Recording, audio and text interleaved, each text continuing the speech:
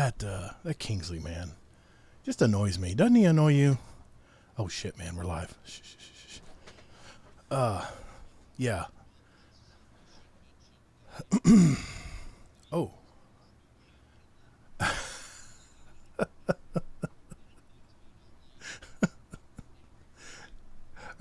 Are you are you going to take him to court again? I hope not. I actually hope you are, because I really want to hear another court case with Elmer Fudd defending the client. That would be so cool. Yeah. God, that would be fun. That would be fun as hell. How's it going, everybody? How's chat doing tonight? Before we begin, I'm not going to make that mistake. How's my levels, guys? How's Sweaty's levels, his audio levels, my levels? I want to make sure everything's good before we go forward. I'll make sure everyone can hear me very well versus last week.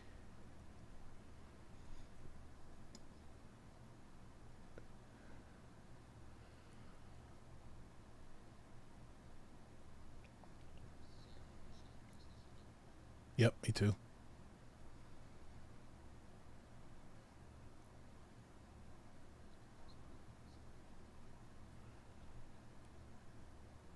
Sounds good. It sounds like our levels are good. All right. No. Your levels are not. No one. I can't hear you on stream. We'll just take care of this. Hold on. Can I hear Sweaty? See, we had this problem last time.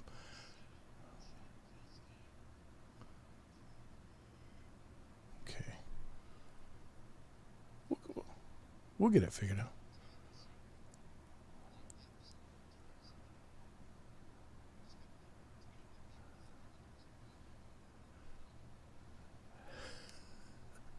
We'll get it figured out here. We'll create a source if we have to. Another audio source. We had to do this last time, I think, too.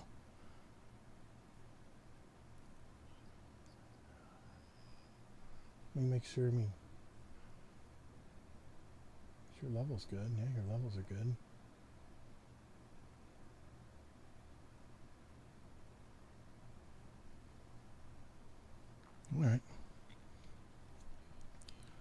All right. So we're going to do that. No, you never annoy me, man. Okay, let's add an audio source.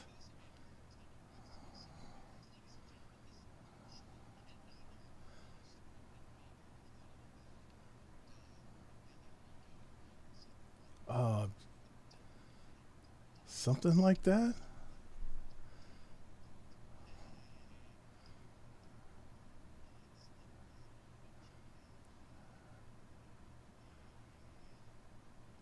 All right, now can everyone hear him now? Let's try it now.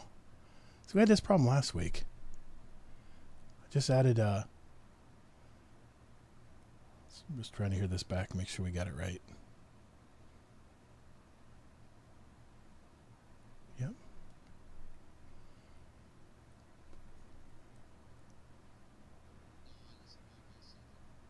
No. Okay. We'll get this figured out. Let's do properties.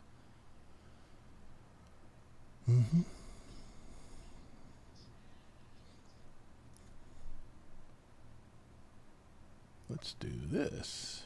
What? Why does this happen every time? I do not understand.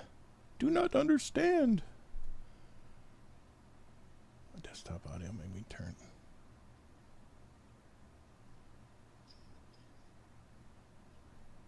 All right. How about that?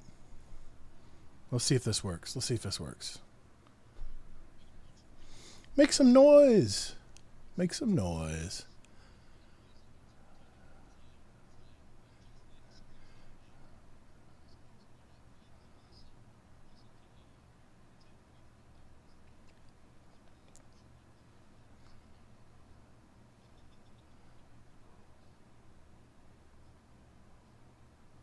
Still not hearing you. Okay.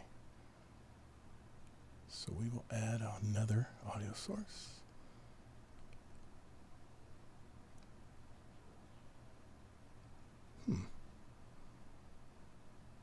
Track.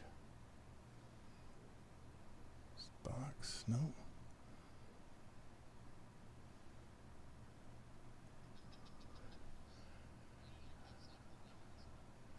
Yeah. Sounds good. I can sing your intro for you. I got you.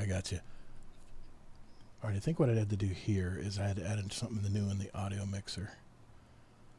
So we will add another source, which I thought I did that. It's auto properties.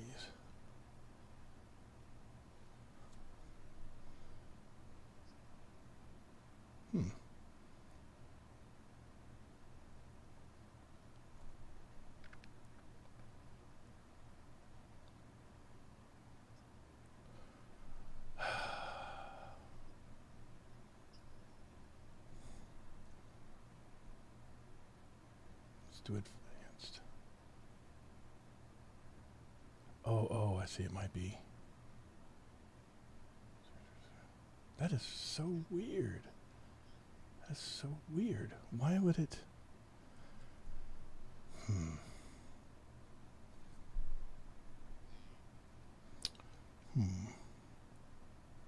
We getting sound yet?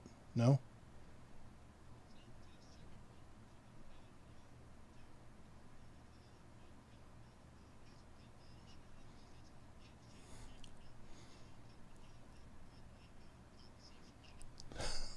Jeez, man, what the heck?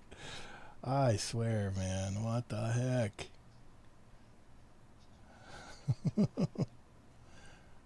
Oh, okay. Let's try this.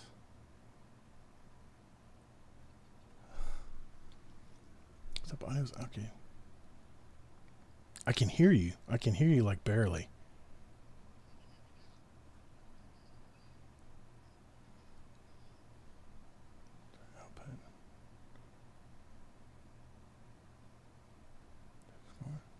Background? No, I can't.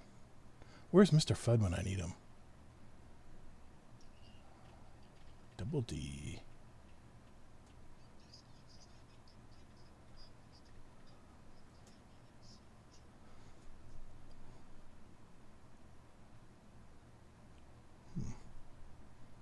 Okay.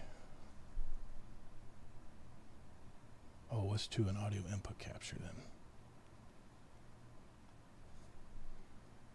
Create new. Create new. Now let's try this.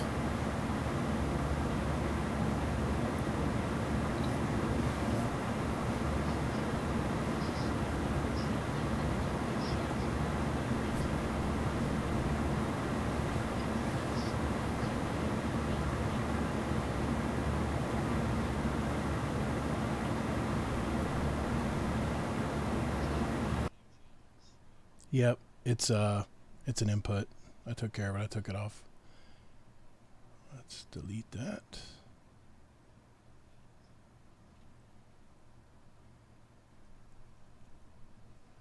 This is so weird. What the heck?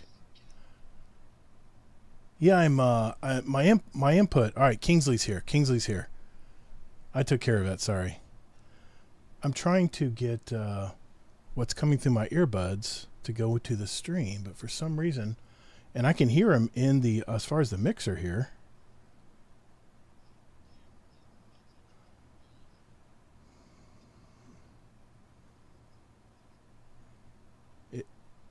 They're all active. It's auxiliary.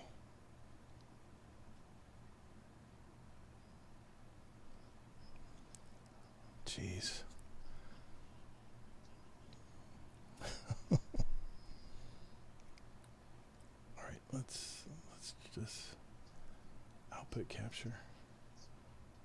I know, I hear you, man. I hear you. Audio input, audio application. The application.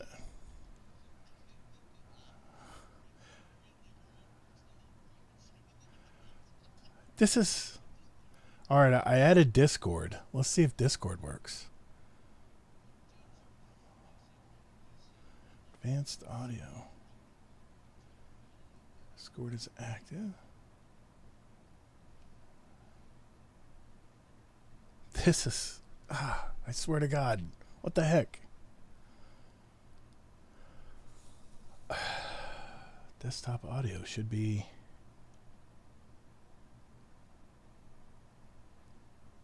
Properties. It's my speakers. Yes. No, I'm not hearing anything from Discord.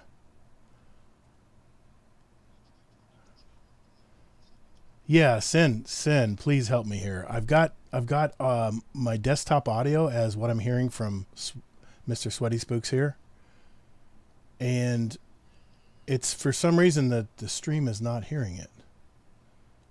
I can hear him. My meter shows that I can hear him, but for some reason the stream is not hearing him.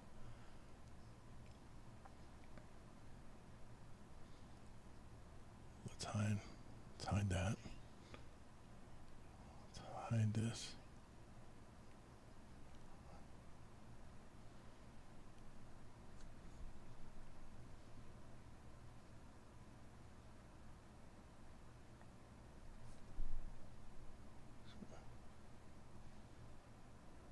Oh, okay.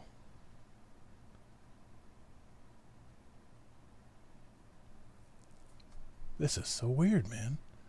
Oh, you're driving. That's not good. Okay. That's not good.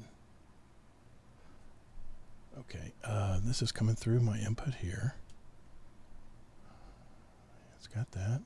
Maybe on my monitoring. Those are my 4 mics. That's sound. That's the 2 mics. I can't turn that on. Oh, geez. You know, you have everything all set up, and something still does not work.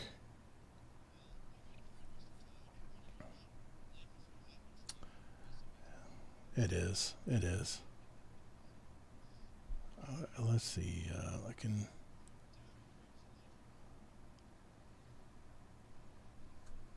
Output. Output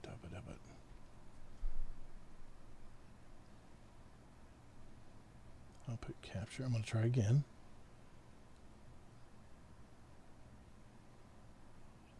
See that? We'll just try this again. I'll just make another one. Yep. How about that? How about that? I think this is what I did last time.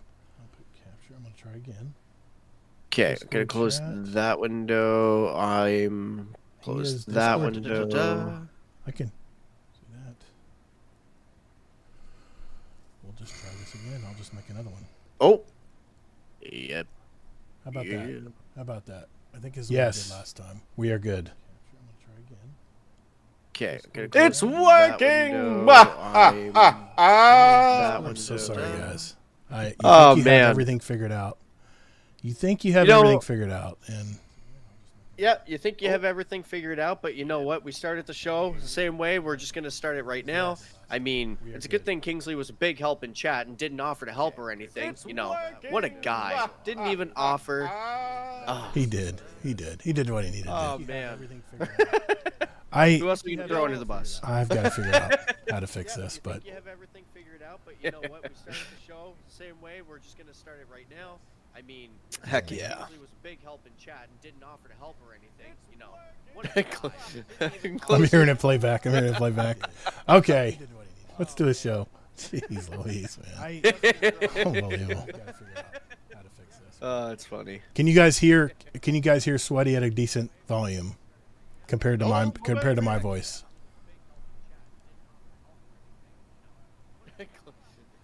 I'm hearing it play back. Okay, let's do a show. Jeez, close the tab, causing the loop back. Mr. Gator. There's yeah, I believe you like there. I've got the chat muted now. I know. I hear the loop back too. I just was trying to hear it in chat and make sure that it sounded good. That's why we don't start the show until the audio's right. So can everybody hear? Just for the just for the stream tonight, can everybody hear Sweaty at the right temperature, at the right volume? Is the volume good for everybody? Baby. Hello, my honey. Hello, my long-time gal. God. Now, baby, telephone and tell me how you're all. Sorry. And then not even reading my. Damn right, Kingsley. No, the idea was we were going to start the show just by like talking shit and throwing people under the bus for no reason. It was my idea, by the way. Okay. Would have it no other way. You sound good. You sound good. Okay, I just heard it back. The delay is amazing. It's amazing, the delay. All right. Let's do a show, guys. What do you think? Jeez. That's why I did another live show this week. I wanted to do a do-over, but no. Here we are. You know what? This is what it is. So this is the way it goes. Don't worry, Gator. I brought my mop bucket and my mop with me. We'll clean up the mess as you got we most go. of it. You got most of it cleaned up already, so we're good, man. We're good. You ready to do this, man? What do you think? Hell yeah. Let's do a show. All right, here we go.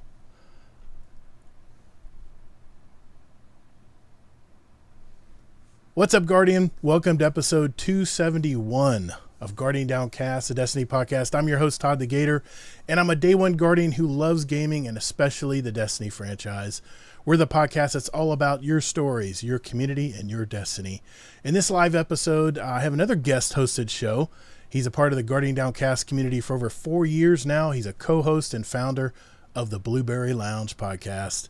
He's a man after my own heart, as he too loves the Crucible and PvP and Destiny 2, and has been my guest on my Crucible episodes of the Destiny Help Desk, which is a teaching podcast for new and returning players. So check out those episodes, and I'll have the links to them in the show notes down below, and actually in the description of this video live stream as well. So please welcome to the show, Mr. SweatySpookz. How are you, sir? Hello. Hi. That's me. SweatySpookz. Your turn. It was Guardian 9186 or something like that for a little bit of time, and then it was SweatySpookz, and didn't even think about it until I read it back, and it was Sweaty's Poops. So I was SweatySpookz for a little while, and now we're back to SweatySpookz, just with an underscore between the two O's. Jeez. Oh man, I tell you. Well, just wanted a quick note here. If you didn't make the live show tonight, and you want to watch this mess of a show that happened at the beginning, just go back 20 minutes ago. You can watch it, the playback on my YouTube channel. It's ToddtheGatr, 2 Ds and GATR. The link will be down in the show notes down below as well. Well, on this episode, we're going to first catch up and hear what's been going on in Sweaty's life and his gaming. We'll then discuss Destiny 2 Frontiers and the latest update article that arrived this week. We have a lot to talk about in This Week in Destiny blog, and how fitting that it mentions some big changes coming to the Crucible and beyond, and the new dungeon race coming in the next couple of weeks. We'll add some music to our Guardian Downcast show playlist, and we'll be addressing any questions or comments in the live chat tonight. So if we're ready. Oh, wait a minute. Sweaty, you also said you wanted to do a speed run tonight? That's what the pigeon carrier had said. I see. It brought this little note, and it was tied to its foot, and it came from Laz's office because it had the little clipping Okay, on the wing. Laz sent it. Gotcha. So Laz, loud and clear, we got the tag. The order has been undertaken, and I think what Gator's trying to say is we're going to do a speed run. Yes, we'll do a speed run before we leave tonight in the live chat. Why not? Yeah. We'll do one. All right. Well, if everybody's ready, let's roll. All right. For the first, before we get going into the TWAB and into, before we get into the TWAB and before we get into talking about the new Destiny 2 Frontiers blog article, the updates they put in this week, I want to catch up and just talk with my friend here, SweatySpookz. Catch us up, man. I know it's been a while since I've talked to you. What's been going on, man? More of the same, just maintaining, really. But, I mean, there's a couple of different things. With it coming to the end of the summer months, at least in the northern hemisphere of things. Summer's coming to a close. Kids are going back to school. Things are starting to cool down. The leaves are beginning to change color. going from green to fancy reds, purples, orange. A whole bunch of different fall colors are starting to kind of come out. And it's nice because it's been pretty warm. And I know you know this, Mr. Florida Man. But being surrounded by the ocean or living on, an island, we deal with a lot of humidity in the summer. So what is, I don't know, I got to do some translation here. Let's say what feels like 80 Fahrenheit of dry heat feels like 10 degrees hotter because of the humidity. Your clothes stick to you and all that fun stuff. So I haven't been really too active over the summer just because it's been hot and there's been other things going on. Been supporting my wife as she goes through the loss of a family member. So we've been navigating through that. Just life stuff, man. That's all it is. I guess the most exciting thing as of recently is being able to get back into a routine, being able to get back into jiu-jitsu and start working off this beer belly that I've earned around a couple of the barbecues over the summer. You know what I'm saying? I mean, It happens, man. Just keep that between us, Gator. I don't want that. Yeah, well, I won't tell anybody, man. I won't tell anybody. Okay. Don't worry about it. This is a safe place, right? Yeah, it's a very safe place. It's a very safe place. Okay. That's for sure. No lawsuits to worry about, or I don't even think. No, Laz is too busy golfing right now. I don't think that'll be an issue for sure. I don't think that'll be a problem. Okay. But yeah, it's speaking of weather, Category 4 Hurricane Helene hit about 150 miles north of where I live in the Orlando area yesterday. In fact, I tell you what though, even though that storm the center was 150 miles away, we had 70-mile-an-hour winds. We had hurricane force winds like all day and all night, and it was nuts, man. I mean, we tried to take the dogs for a walk, and I'm looking at the oak trees; they're just twisting around. I'm like, man, just any time an oak tree can just say "f this" and just break right off in someone's house. In fact, I always take the dogs out really late at night before I go to bed, around 1:30, and I heard a damn chainsaw going. So apparently, either a tree fell across the street, or it fell on someone's house, and which is always a problem because our whole neighborhood, it's all oak trees. If you were to take a satellite picture of my neighborhood, you barely see the houses. It's all oak trees. So we're surrounded by 30, 50-year-old oak trees, and they're just enormous in weight. And if any of them ever fell on our house, it just would not be good. Would not be good. That's always my biggest fear with hurricanes. It's not structural damage; it's the trees. So we have to be on top of trimming them up and making sure that if a tree is not healthy, we got to get it out of there. And these trees, man, I had an oak tree in my backyard that was about 100 feet high, about 30-year-old oak tree. It got a virus and just became a stick of firewood. I mean, it was literally a bare piece of wood within weeks. And we had to take down our fence. The guys had to go in our backyard and use a crane and actually crane the thing in piece by piece out of my backyard. It was not fun and was not cheap. So I'm hoping I don't have to ever go that route again. But what have you been doing in gaming this week, man? You've been I know you probably, like a lot of us, have taken a break from Destiny. You've been trying some other games out and stuff. What have you been up to, man? Yeah, man. Played a little bit of Destiny, just enough to, get through my 3 comp matches and get my rose drops and get out of there.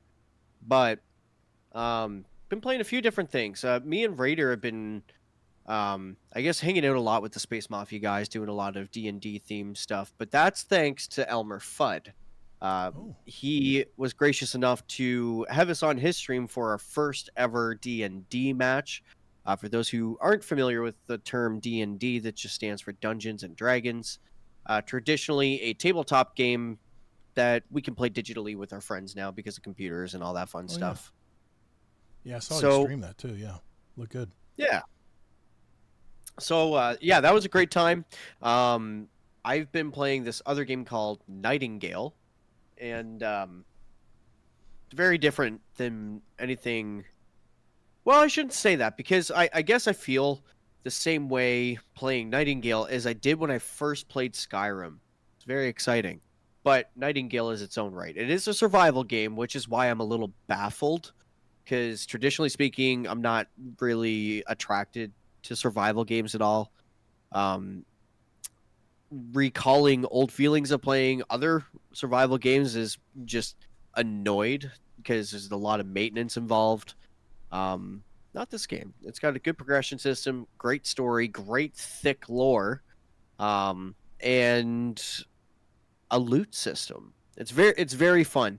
The loot chase feels similar to what I feel whenever I'm chasing loot in Destiny. And then it has all of its other benefits as well. Just, I don't know, it's different. Now, the cool thing is you travel through these portals, and they'll take you to a place called Realms. When you start the game, you go through a series of what's called storied realms. So they are static made realms to kind of give a sense of structure and familiarity and a shared experience amongst the player base. However, as you go through the game, the longer you spend in those realms, the more the resources you're going to use, like the wood, the ore that you get from mining. So you're going to need to farm somewhere else. They came up with a secondary realm, and this secondary realm is procedurally generated similarly to No Man's Sky. So in No Man's Sky, whenever you're exploring, those spaces you're exploring are procedurally generated, and it cuts development time and helps with the developers, but also to generate more areas, more experiences, and places to explore as you go along in the game. So just a couple of different things. There's different types of biomes within the different realms. So you always get a different environment, different materials, different buffs to what you get. If it's just different experiences all around. Similar game loop. But yeah, I don't know. I just been really enjoying it. I'm looking forward to diving a little more into the lore. Haven't gotten there yet just because I'm not in a comfortable spot in that game yet. Like I still want to get stronger gear and feel like I can not be squishy. But yeah, so that's one game. Nightingale. Aside, Okay. yeah, Okay. I think the sale just ended, but it was on for 40% off, and it's early access. It's not even version 1.0 yet. Okay. I've easily already sunk over 40 hours into the game, and it's just the tip of the iceberg. There's so much stuff to do in the game. It's good to keep you busy when not playing Destiny, though. Definitely. I feel all of us as Destiny players, we all need to have like that second game that we just dive into and enjoy, and not have to worry about what's going on in Destiny. You know, I just think we all need to have that second game, and I'm working on that part for sure. What else you been doing, man? Well, a lot of us at the BBL Blueberry Lounge, we've been playing a lot of Baldur's Gate together. Again, coming back to the D&D experience, but getting back into jiu-jitsu, a routine, and that, so I can start losing some weight and yeah, you know, just take care of myself. That's all. Yeah, I've been Ronin Red Lion. I checked out those podcasts you sent me, Ronin. Nice. And I appreciate that. Thank you. I also sent you a couple your way, just in case you didn't see the message. You hear it here first. Hey, he had a question for you, by the way. Let me just read it here. He said, question for Sweaty: what is one of the best lessons you've learned so far in your jiu-jitsu journey? Funnest technique or most surprising observation? Figured it might as well ask why you mentioned his name. Yeah, definitely. So there's a couple of different answers you could come from here. It could just be a rolling perspective. It could just be a technical perspective. It could just be being present perspective. To dabble into a little bit of it all without going too far into it. I find the biggest challenge, certainly after getting comfortable all summer, I'll say, not even really melting, but anyways, the hardest part is always going back. And it's not because you don't want to, it's just because you're tired. And, you know, but the best rewards come from, I guess, seeking challenge within your, I don't know how to word this. More or less, if you don't go seeking challenge on your own, there's less reward and less lessons learned that are going to be applicable to everyday life. So there's that aspect of things. Going back, my first challenge is to show up and go to class. Of course, there's going to be weeks that I can't because, you know, being a parent and things like that, and that's fine. But I'm making a long-term commitment. Sure. Start of the year. I just had my birthday. I turned 32. Oh, happy birthday. That's all right. We shouted it out in the Discord. Yeah. So more or less just like everything lined up. Peyton went back to school. My birthday was around and getting back into a routine. I was like, let's do this, diving right back in. Now, Nice. to the source of his question that I know he's actually asking, what have I found interesting in jiu-jitsu that I've learned in class so far? Right. I actually learned this from my dad, and I'm refining it in class. So my dad teaches, right? But I live about an hour away from my dad. So I go to a gym that's local to me. I could walk to where I train. But I still make a trip every once in a while to go train with my dad because they train differently. He has a different perspective, and he's got a lot of high belts in his gym, which is good because I don't have that in my gym. We're mostly all white belts. Right. Which just means like every battle is a battle for your life. Whereas when I'm training with him with the higher up belts, they're conserving energy. They're not really fighting much. They're moving slowly and just holding positions. They're not even attacking you. So whenever they're doing that, they're very good to explain things if I need a moment to just be like, what's happening? But my favorite thing that I've learned so far is something called a stack pass. So Gator, if you and I are trading partners, let's say you're laying on the ground on your back and you're in guard position. Not only are you in guard position, but you're set up for a triangle, which means you have one leg on the right around my neck, and that's just the one leg that's thrown up.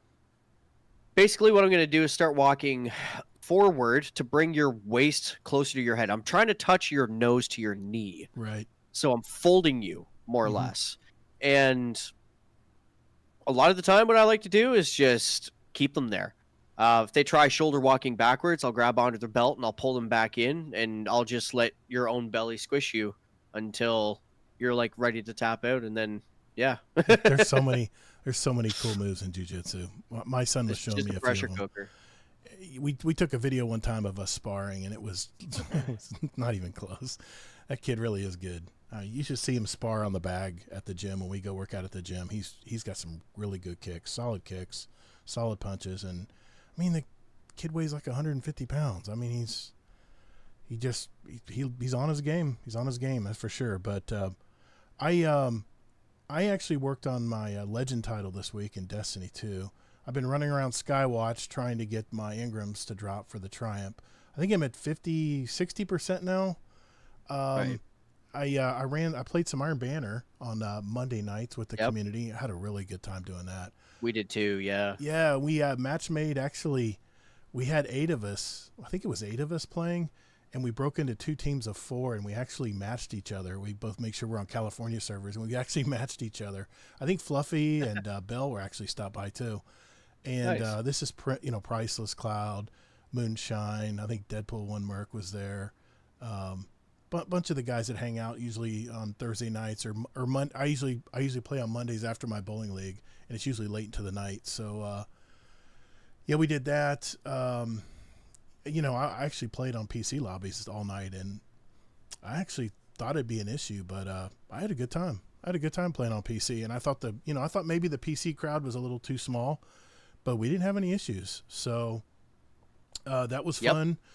I also got the second prestige reward track with Lord Saladin. I got the latest shader, which I'm not crazy about it, but you know me, man, I got to get all my shaders. So I got that. Yep.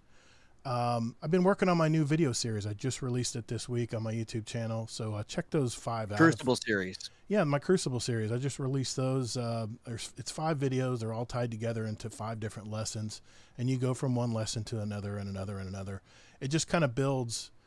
It starts out with some basics and then keeps building on little iterations of the Crucible that maybe not everybody knows about.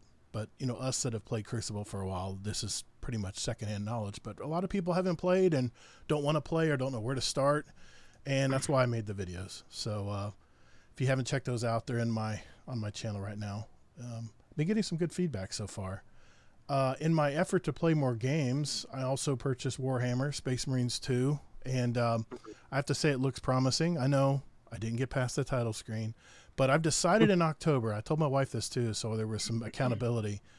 I'm setting aside one night a week that I'm actually going to play a new game and I'm gonna play it for 3 hours. It's my usual 3 hours, and then at 1 a.m. I usually watch a show and then go to bed. So I'm probably gonna do that. I've already decided I'm gonna do that starting next week. I also saw Sony's State of Play, their live stream. I'm kind of more of a shooter guy, but I did see some really beautiful games that are coming out. Ghost of Yotai, I guess the remastered Horizon Zero Dawn, which I actually played on my PS4 a long, long ago. There's a new one called Arcade Chronicles. It looked really good. It was an RPG game that's coming out in 2025. The new Dragon Age Veilguard. It looked good. Yep. That arrives the end of October, I should say. Yep. I know that Elmer's play looking it? forward to that, and Russell. You I gonna play might, yeah. I mean, I have Game Pass at the minute. Yeah. If it's on Game Pass, I'll play it. I hear you, brother. I hear you, man. I don't know. I don't know if it'll be a day one on Game Pass or not. I really don't know. One game that gave me a lot of nostalgia, and I actually might be picking this up. They're coming out with a remastered game, Dynasty Warriors Origins. It's for the PS5, though. It might be time to hack and slash through ancient China once more. I had so much fun doing that back in my PS3 and PS4 days. An interesting game. Take a look at that, Gator. Cam the Jellyman. What game is first on the docket? Oh, Cam is in here, huh? Yeah, I think I'm gonna start out. I want to play Black Myth Wukong. I have that one too, but I've heard people having nightmares getting past some of these bosses. So I'm gonna take baby steps. So I think I'm gonna do Warhammer. I'm gonna do Space Marines 2 starting. I guess it's gonna be next week because next week will be October. Can't believe, man. I can't believe September's already gone. This is nuts. Yes, sir. This is nuts. Let's see what else. So I might be picking that Dynasty Warriors Origins up. There's one called Hell Is Us. It's an action adventure game. That might be something possibly to add down the road. There's no release date, so it's probably 2025 or 2026, I'm sure. Monster Hunter Wilds gameplay was also out. I tried playing Monster Hunter a long time ago, and I just never got into Monster Hunter. I know people are like gasping, like, how can you not like Monster Hunter? I just couldn't get into it, man. It just seemed like it was just jump in when they make a pass and hack and slash, and then jump away, jump in. I just never really got into Monster Hunter. I tried it. Believe me, I tried it. I'd follow the steps into the next areas to try to finish the monster off. And you're definitely not alone there, Gator. I like the artwork. Oh, it's beautiful. I like the artwork, but it's a beautiful game. I just don't enjoy playing it myself. That's just me, though. I remember you had to have some awkward links you had to cut and paste for people to be able to join your game and help you out. It just was too awkward for me back then, and just didn't get a good taste in my mouth with that. But I have seen some shows. I didn't see any movies at the theater this week because of obvious reasons. We had a hurricane bearing down on us, and when a hurricane that big bears down on Florida, pretty much everyone closes up shop. So everyone just gets inside and off the roads and that stuff. But I'm going to see Megapolis this Saturday at the local AMC. I have the AMC Stubbs A-list. Gotta check it out. 3 movies free, any screen, every week. I mean, that's a Francis Ford Coppola movie. It has Adam Driver in it. It's based on an idyllic, utopian future America. The critics didn't love it. They were kind of lukewarm to it, but it just came out. It's actually just came out today. So I'm going to be watching that one. The Wild Robot, which will probably be the only animated movie I'll watch this year. We're going to see that next week. There's one with Aubrey Plaza in it called My Old Ass. It's about an 18-year-old girl who comes face to face with her older 39-year-old self, and I guess she has a mushroom trip or something, and tries to find out and learn lessons from her of things not to do when she gets older. I don't know. It looked pretty good. Got really good reviews too. I've been watching AGT on NBC. They had the finals this week. A janitor from the Midwest who has the voice of Steve Perry from Journey. He won, and that was really cool. Rings of Power, Season 2, The Penguin, really good. And I just finished a series on Netflix called Chaos. It's with Jeff Goldblum on Netflix. It's about all the mythology, the Greek mythology, all the characters you hear about and all the parables and stories that you heard about the Greek gods back then. It's kind of a parody. It's a little funny, a little comedy in it, but I just finished that. It's 8 episodes. That was very good. Definitely want to check that out. I am going to see the Joker Part 2 starts next Friday. I'll be checking in on that one. Saturday Night Movie. Saturday Night Live, I think, hits their 50th anniversary, their 50th season this Saturday. And they have a movie coming out not on October 11th called Saturday Night Movie. It actually is a remake or like a reimagining of when they first started in 1975, the original Saturday Night Live series. So that looked very, very good. Got good reviews too. Let's see. There's a movie called The 4:30 Movie. It's by Kevin Smith. It's going to be on Prime Video, actually the 30th, which will be Monday. Have you ever, I mean, in the 80s, I'm an 80s kid. So I remember in the 80s, we would go, my mom would drop us off to a theater and we would just movie theater hop all day long. We'd end up seeing like 5 movies, like from 11 o'clock, and my mom would come and pick us up like at 8 or 9 o'clock. I don't know if you ever did that, but that was a big thing we did back in the 80s. Yep, and I definitely did. that's what that movie's about. The franchise, October 6th on HBO Max, looks really good. Dune Prophecy comes in November on HBO Max. Nobody Wants Us Now is kind of it's got Kristen Bell in it. It's on Netflix. It's kind of like I guess it's a comedy love story. I watched the first couple episodes of it. It looks good. It's really well written. Midnight Family on Apple TV. Evolution of the Black Quarterback on Prime Video. It's a documentary by Michael Vick about how football changed once the black quarterback became part of the equation. So I will definitely see that. There is another movie coming out on October 11th as well on Apple TV called Disclaimer. Look really good, so check those out. But other than that, that's all I got to talk about. You got anything else you want to mention, Sweaty, before we move on? Yeah, one more thing. Yeah. You reminded me of it as you were talking about titles. I did it, Gator. What'd you do? So, I don't know if you remember all this time ago, but whenever I was first on your show, that was the beginning of my improvement journey, I guess.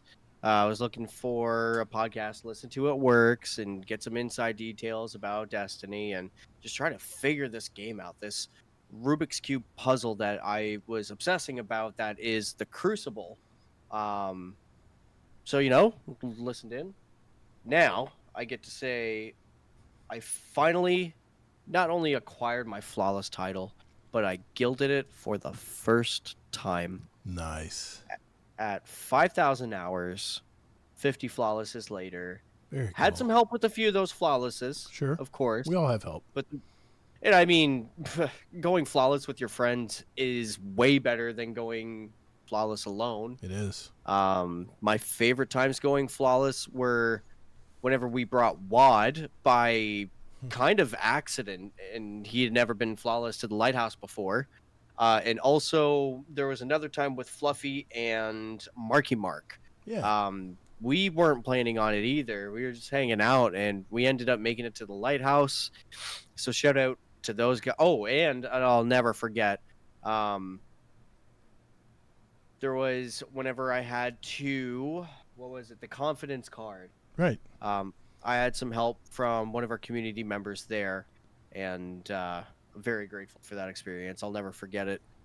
But yeah, so Very good, I was man. happy to finally Hell yeah. accomplish that and get it done. Very nice. Very nice, man. That's cool. I really never got into trials much, so I never really went for flawless. I did get the competitive one. I can't remember what it is now, but yeah, yep. Cam the Jellyman. Yep. SweatySpookz is also an MMA Chad, as you stated in the chat. And no, all these movies I did go over. I actually reviewed all these movies and looked them over, all the trailers and stuff. I'm definitely looking forward to watching these movies. To answer some of the people in chat. But yeah, no, that's it for me.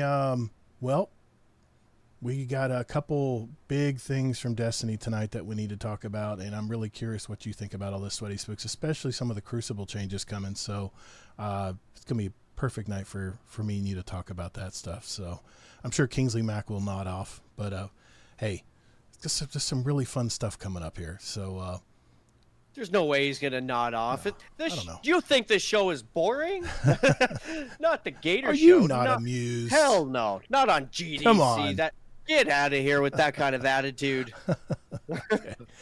All right. We'll be getting to that right after this. I just do that for the audio recording, guys. No, we're not going anywhere. We're not going anywhere. Let's get down to it, man. We first want to talk about the first thing we want to talk about here is the New Frontiers blog. Now, the way Destiny has it here is they have these. They have this one thing in the Bungie.net, and I'll show you here. It is it says Codename Frontiers, and what they do is every week they just keep adding stuff to the right here. They just keep adding stuff to the blog every week, and the two things they added was raids and dungeons this week, and combatant modifiers. So that's what we're going to talk about tonight. And we're just going to go down the list here. We're going to highlight a few things, and then me and Sweaty will talk them over and see what you guys think.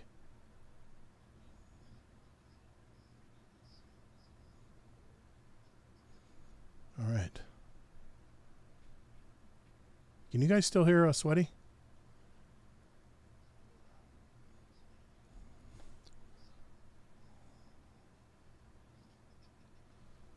One of my inputs just disappeared.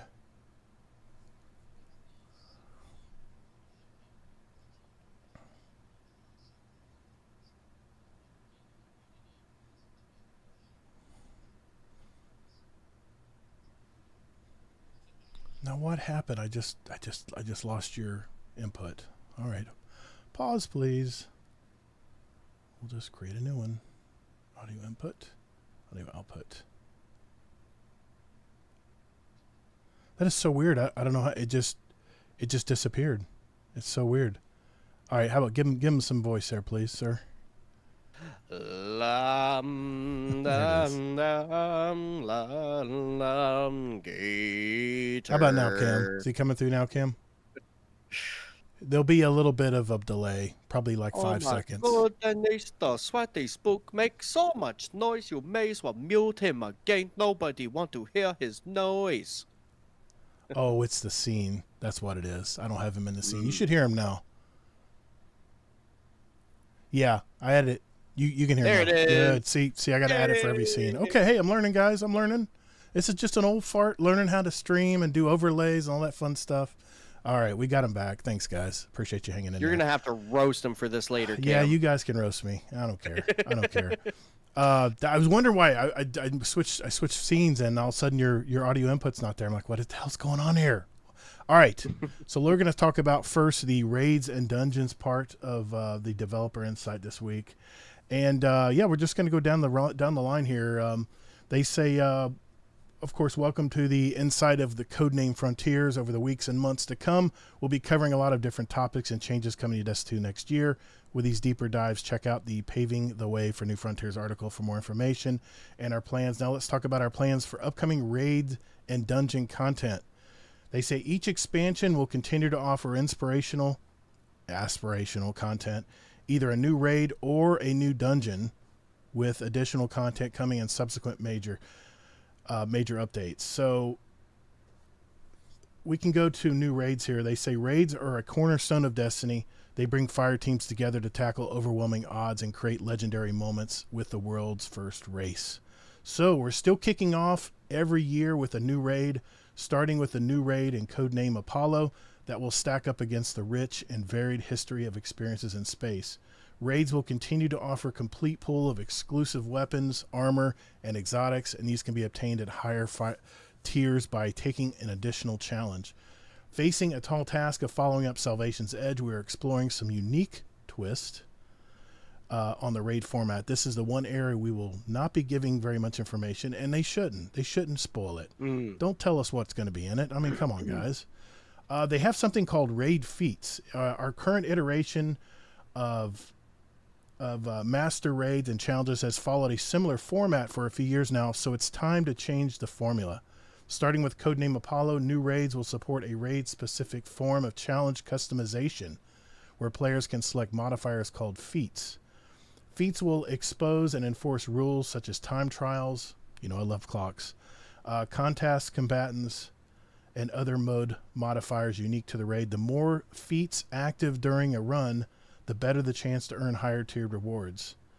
The raid challenge update. In the first major update following Codename Apollo, we will receive a challenge update, adding new rewards, new mechanics, new feats, and potentially even new encounters. This update will kick off with a raid race event and will be a venue for experienced raiders for further challenge their skills. In addition to the highest tiers of the raid rewards being available from these challenges, new and exclusive rewards will be added as well, including new weapons and catalysts for the raid's weapon exotic. Now, what this tells me when they talk about new challenge updates, does the word raid layers come to mind? Because it does. When I started reading about this, I started thinking raid layers. What I'm curious is if they're going to bring back a Leviathan style raid setup again. You know how all the raids were built into the Leviathan, and the next raid layer would break down and you'd go underground into another area of the big Leviathan ship, the Planet Eater, and it just seems to me like that's the way they're going here. I mean, the way they keep talking about this stuff, but they talk about dungeons. Dungeons are an important part of our in-game activity ecosystem. They provide an accessible raid-like experience that features unique encounters and mechanics that demand less social coordination and scheduling. So Codename Behemoth, the second expansion of the year, will include a brand new dungeon. Also, because the dungeon will be launching as part of our Codename Behemoth expansion, there will be no longer be a separate dungeon key. Thank you, Bungie. We don't need extra dungeon keys. Additionally, the reward for offering for new dungeons will be expanded to include full weapon and armor sets on par with raids. That is a first. I don't think they've ever come with full. Have they had full armor sets for dungeons? I know they have for raids, but have they had it for dungeons? Do you remember if they've had anything? Have they had? What was the first one? They the stasis hand cannon I used to taunt you with. Oh. What was that dungeon again? You're talking about the. You know, You're talking about the ogre encounter. Yes. The stasis hand cannon. Yeah, the 140. What else did? I'm trying to think what that was. I know the gun. The loot cave. Yeah. Anyways. Yeah, I know what you're talking about. Yeah. Luna's the Luna. That did have armor. Now okay, correction here though, because that was 30th anniversary. So it could have been 30th anniversary armor versus for the dungeon, because after that I can't recall any armor sets that come from a dungeon. And I mean, I'm not an expert in the field of PvE, but as far as I can remember, going after the Dead Man's Tail exotic weapon as an example, that came from a dungeon. Same thing with Hawk Moon, but what about full armor sets? Had armor. Well, that's what I'm talking about, right? Okay, right. So with that first dungeon I told you about with the 30th anniversary, I don't think it was a full armor set because of a dungeon, but because of the 30th anniversary pack, because these other dungeons afterwards, I can't recall ever getting armor. Well, the last thing they say here is dungeon content will also figure prominently in the new portal as part of the Pinnacle Ops category. They give you a link here for more information on the portal. Several updated dungeons will be available to launch and play with full challenge customization. While raid content will not initially be part of the portal categories, we are exploring ways to incorporate it in a future release. Until then, new and legacy raid content will continue to be available in their current locations along with their exclusive reward pools. Now, do you know, have you read up much about what this portal is, Sweaty? Not at all. Okay. Nothing. I'll give you. I'm hearing of any of it. I'll give you a TLDR. They're doing it for a lot of the Nightfalls. A lot of they haven't figured it out yet for Crucible, or for the Gambit, but for the Vanguard Ops playlist, what it basically is. You know how you join a Nightfall and they give you all the all the modifiers of the game. Well, supposedly with the portal, you're going to be able to customize and pick and choose what you want in the Nightfall or in a master raid or something higher level raid. It's like a build your own encounter, build your own Nightfall type of thing. And the more modifiers you add, the better gear you're going to get. So there's probably a little circle that fills, and when you fill the circle, then you go to the next tier. That's kind of the way they built it. It's kind of a create your own, and then that's what they're saying here is they're going to put dungeons, and I didn't know if they said raids too, but they said dungeons will be in the new portal. So I don't know. I think if I was Bungie and I was making raid content and I had a small team, I think I would be thinking more in line with the Leviathan, because the Leviathan, if you think about it, you had one world, and all they had to do was just add into that world, add areas that, like, you get on a pedestal from the beginning of the raid, the initial Leviathan raid, and you would go into a door would open underneath, and you would go into a whole new area with all new encounters and stuff. I just wonder if they have time to go that far. What do you think? You think they'll do another Leviathan, or do you think it's just going to be, hey, we're going to add some modifiers?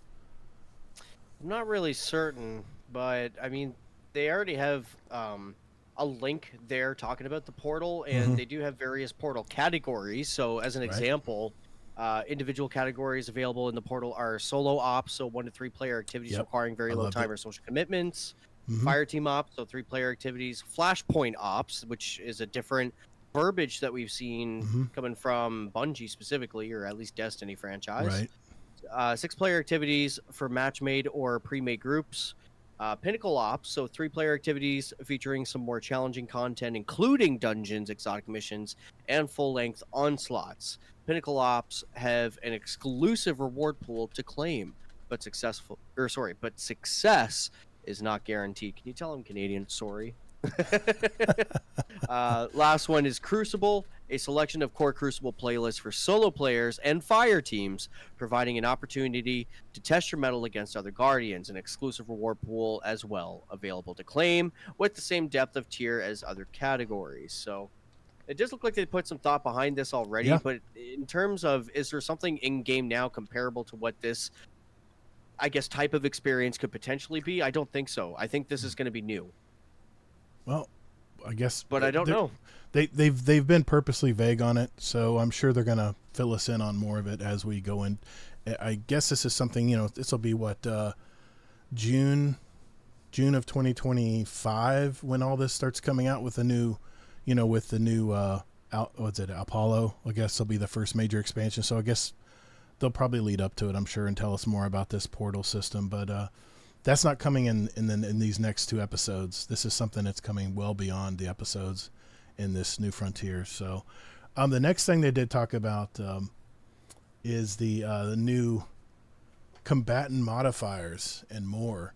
And they said the problem today in Destiny, playing the same PvE activity repeatedly can feel like a chore, particularly when chasing a reward or following a narrative. Running through the latest exotic mission, the second, third, fourth time just doesn't feel enough to justify the time spent. Eventually, when each enemy spawns, where to fight them, and how to win any challenge. This is a component of Destiny 2 we want to greatly improve with Codename Frontiers, keeping activities fresh and challenging each time you run them. That was very interesting, because one of the things I talked about in last week's show was the fact that Destiny doesn't have really any appealing repeatable content, because eventually, like I said, you memorize where everything comes out. After you destroy this ogre right here, you're going to have some hive come out of the center here. You just know what's going to happen when you run a lot of these PvE stuff.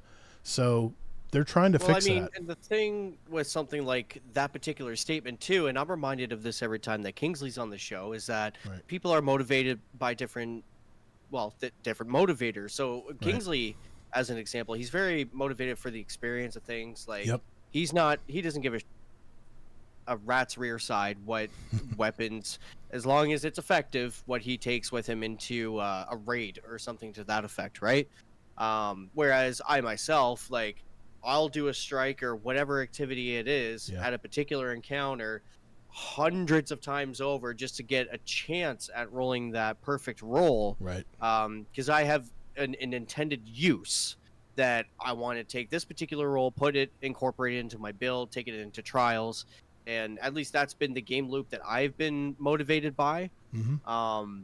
So again, different people, different experiences, different motivations. But in Kingsley's case, because he's not, let's say, someone like me that plays a ton of PvP, he's on the other end of the spectrum for things like raids. But he doesn't need the materials because he has everything that he needs because he just likes to play it for the experience. So, you know what I mean? Mm-hmm. I follow you, man. And Kingsley prides him. He's in chat tonight. He prides himself with bringing new players through dungeons and raids. I mean, that's what he really enjoys doing. That's where he gets really a kick out of running multiple raids and dungeons. Is he loves chirping people through, and that's always been his love. That's always been his strength. Is he loves when he does raids and dungeons. He loves to chirp people through. People like Kingsley for the PvP folks like me and me. Because face it, I used to be a diehard raider, and I just don't raid as much as I used to, and I don't do the dungeons like I used to when they first came out. So yeah, I mean, thank goodness. Kato. Can't forget Kato. Oh yeah, I mean, there's a bunch out there. Soccer runs me through so many GMs. Anytime I need a GM done, he's right there to help me out. And Technical and his crew are going to bring me through Salvation's Edge next week. So, God bless him, man, because I understand what solo players go through trying to find 6 people to put together, one, that know how to run the raid, and 2, just getting 6 people together that want to run it at the same time. I can understand how tough it can be to set raid groups up, and hopefully through the Owl Sector Alliance of Discords we're able to at least appease that a little bit. But they went on and said the solution to that problem is they're going to improve the experience of replaying activity content by adding variety and unpredictability to each playthrough. They said they have a first-class modifier system. Destiny has added modifiers to activities since the launch of the first Nightfall. Who else remembers trying to wrangle Solar Shield Shanks in 2014 Archon Priest? That's me, because I didn't have anything solar, and it was a pain in the butt to kill those things because they would take you down. With codename Frontiers, we're investing more than ever in our modifier systems to improve the fun and challenge in activities. So they are creating content, focus modifiers that change the way players approach combat on every playthrough, through Banes, enemy modifiers, and combat modifiers. Right. They're also going to be designing modifiers so that they can combine to create a wide variety of experiences, and then reduce barriers to entry and time to fun, I like that term, by reducing the number of build crafting necessary modifiers and replacing them with new combat modifiers. Well, speaking of those, the first thing they mention here is Banes. Also known as combatant affix modifiers, an enemy unit with a Bane will present a different challenge to players according to which Bane is affecting them. Enemies that spawn with these modifiers appear unpredictably during an activity, so each run will present a different challenge. There you go, Kingsley. Maybe it's the closest thing to a random generated situation. The first one they call is meteor. The ones they talk about are meteors. Oh, meteors and shock. Yeah. The Meteor's Bane gives combatants the ability to launch solar projectiles that track but can be shot down. Shock will continuously build up a charge that will discharge on a single target within line of sight, and killing this Bane causes it to spread to others nearby. Here's a quick video of what that is exactly. There's no sound here, but you can see, remember these from a certain Grandmaster? Or was it Battlegrounds? I think it was Battlegrounds where I saw those. And there's the shock right there. They're showing the shock too. So they have another Bane called Berserk, which is pretty cool. Killing combatants with Berserk causes other combatants nearby to enrage. So check this out.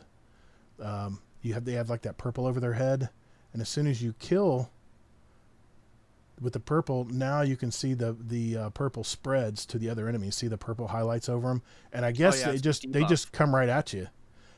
Someone mentioned that maybe they maybe all of their stats just max out. I think I heard that on another podcast, but maybe that's what it is. But here's the one I'm not happy about. It's called punchable.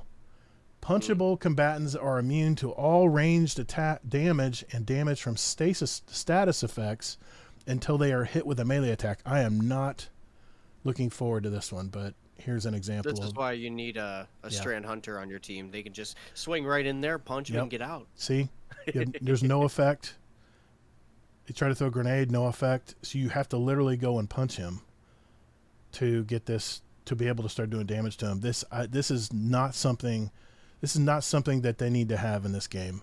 Now, what I'm curious about. Okay, GATR, we're gonna get through this together. The good thing is you have a son named Cam the Jelly Man, and what Cam's gonna teach you is how to run in there safely, grab a hold of his foot, and bring him to the ground. Okay, and make sure that you get a good arm bar in place, and you're gonna tell him never again. And then and then the enemy's gonna slap me dead, and then I gotta start all over from the beginning. No, they're not gonna slap you. They're gonna cry in fear because they know that if they get through you, they gotta go through Cam next, and that's just gonna be a no-go. All the major bosses in Nightfalls, you definitely go up to them and slap them around. You never die from that, right?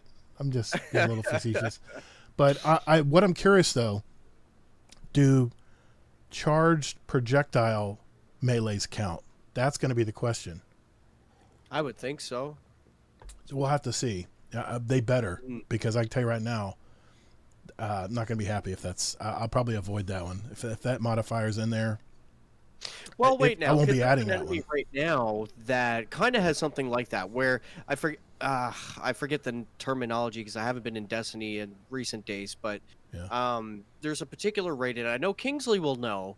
But he floats up in the air, and he has this little shield around him. And in order to continue the encounter, you have to run up to him and punch him, and that's the only way you'll kill him. So I think what they're doing is just kind of mainstream that one feature that they had within that particular raid. I want to say it's Deepstone Crypt, but I could be wrong. Again, not a perfect person when it comes to PvE rating and remembering details, but yeah, I know that Kingsley will know what I'm talking about or what I'm referencing. I'll avoid it, Kingsley. I don't like melee. I mean, if it's a charge melee, if I could throw a fireball melee or a void melee, a void ball, throw it at him to engage it, we'll have to just see.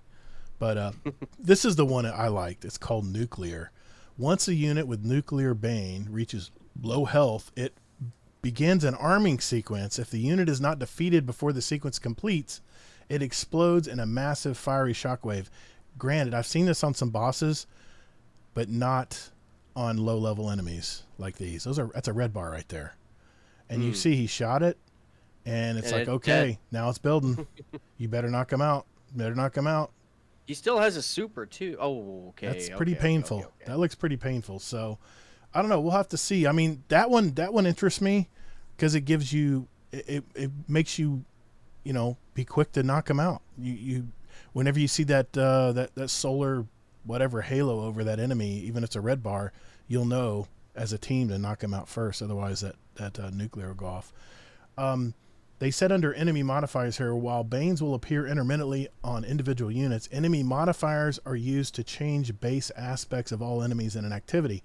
Adjust your strategies to account for an active enemy modifier, or you may end up flat-footed when something unexpected happens. For example, under a certain enemy modifier shipping in Revenant, that's the next episode, some enemies may have copied some tricks and booby-trapped their drops from a famous Scorn Baron. Okay, so we're gonna get legendary Engram drops that are gonna explode on us now, or throw traps or something. They learned that from Spider. Yeah, he did. They talked about combat modifiers. Modifiers aren't just about changing enemies; they can affect players too. Surge mods are a classic modifier type that's been used in years for Destiny ritual activities, but we've come to realize that too many forceful build crafting modifiers can become barriers for players. So we've been working to create new modifiers that are more accepting of varied strategies and builds. More on modifiers to come. They had a few frequently asked questions here. What about champions? Will they be using Banes too? Champions will still exist in our new feature for modifiers, but they will not have Banes. Banes... but GATR, can Bane stack on an enemy? In Revenant, only one Bane can be present on an enemy at any given time. Oh, gotcha. Thank But- you. I got one more, if you don't mind. Yeah, sure. Shoot. Are you replacing all the old modifiers with these new ones? No. We're trying to strike balance of keeping the best of the old modifiers that work well with the new ones. But these new modifiers raise the bar enough that will be most likely start to retire the older ones over time. I don't know, man. What do you think of this? See, I'm not a big PvE player. We're both of the same cloth there. We both love PvP. But I'll say that I like the sound of it, but where I struggle to give an accurate answer is that because I don't do it enough, I'm having a hard time just like even beginning to understand it. I understand it, but Right. to be able to understand where I would fit in all of those experiences, how I would be feeling, because I struggle enough as it is. I mean, I think for people like Kingsley and people who play PvE activities, I think this will be a plus. Well, I just don't know. and I was just gonna say the Banes, like this is a good way to mix it up just a little bit, Yeah. without deriving, or shall I say, derailing too far off the core experience, Right. which we kind of need right now. Mhm. But will it be enough? Don't know. That is yet to be seen. Yeah. So what do you guys And I think mean, of all this? I mean, The core problem that they even have here is today in Destiny, playing the same PvE activity repeatedly can feel like a chore. So if that's the main problem that they're trying to tackle, I think this is a good step in the right direction. right. Okay. Well, Sorry, I didn't mean to cut you off. no, those are the two recent blogs they put out this week. So that means it's time for This Week in Destiny. Dum dum da. All right, let's get to the TWAB. There was, I don't know, there's a lot of stuff this week coming in the TWAB. I'm not going to read every one of them. I'm just going to go down and talk about the highlights here. Yeah, you let me know if you want me to jump in anywhere. Yeah, too. yeah, jump in where you need to, man. They did mention in This Week in Destiny for September 26, 2024, that they did announce the next dungeon coming in this next episode, which is actually coming on the Friday, the 11th. I think October 8th is when the next October episode. 11th, Friday. Yeah. Yep. So we're talking about that Friday will be the first dungeon of the episodes, and it's called Vesper's Host. Yep. So they don't talk a whole lot about it here, but they said it's coming to Revenant. It will be released Friday, October 11th. Not only the first dungeon to have contest mode enabled. Hello.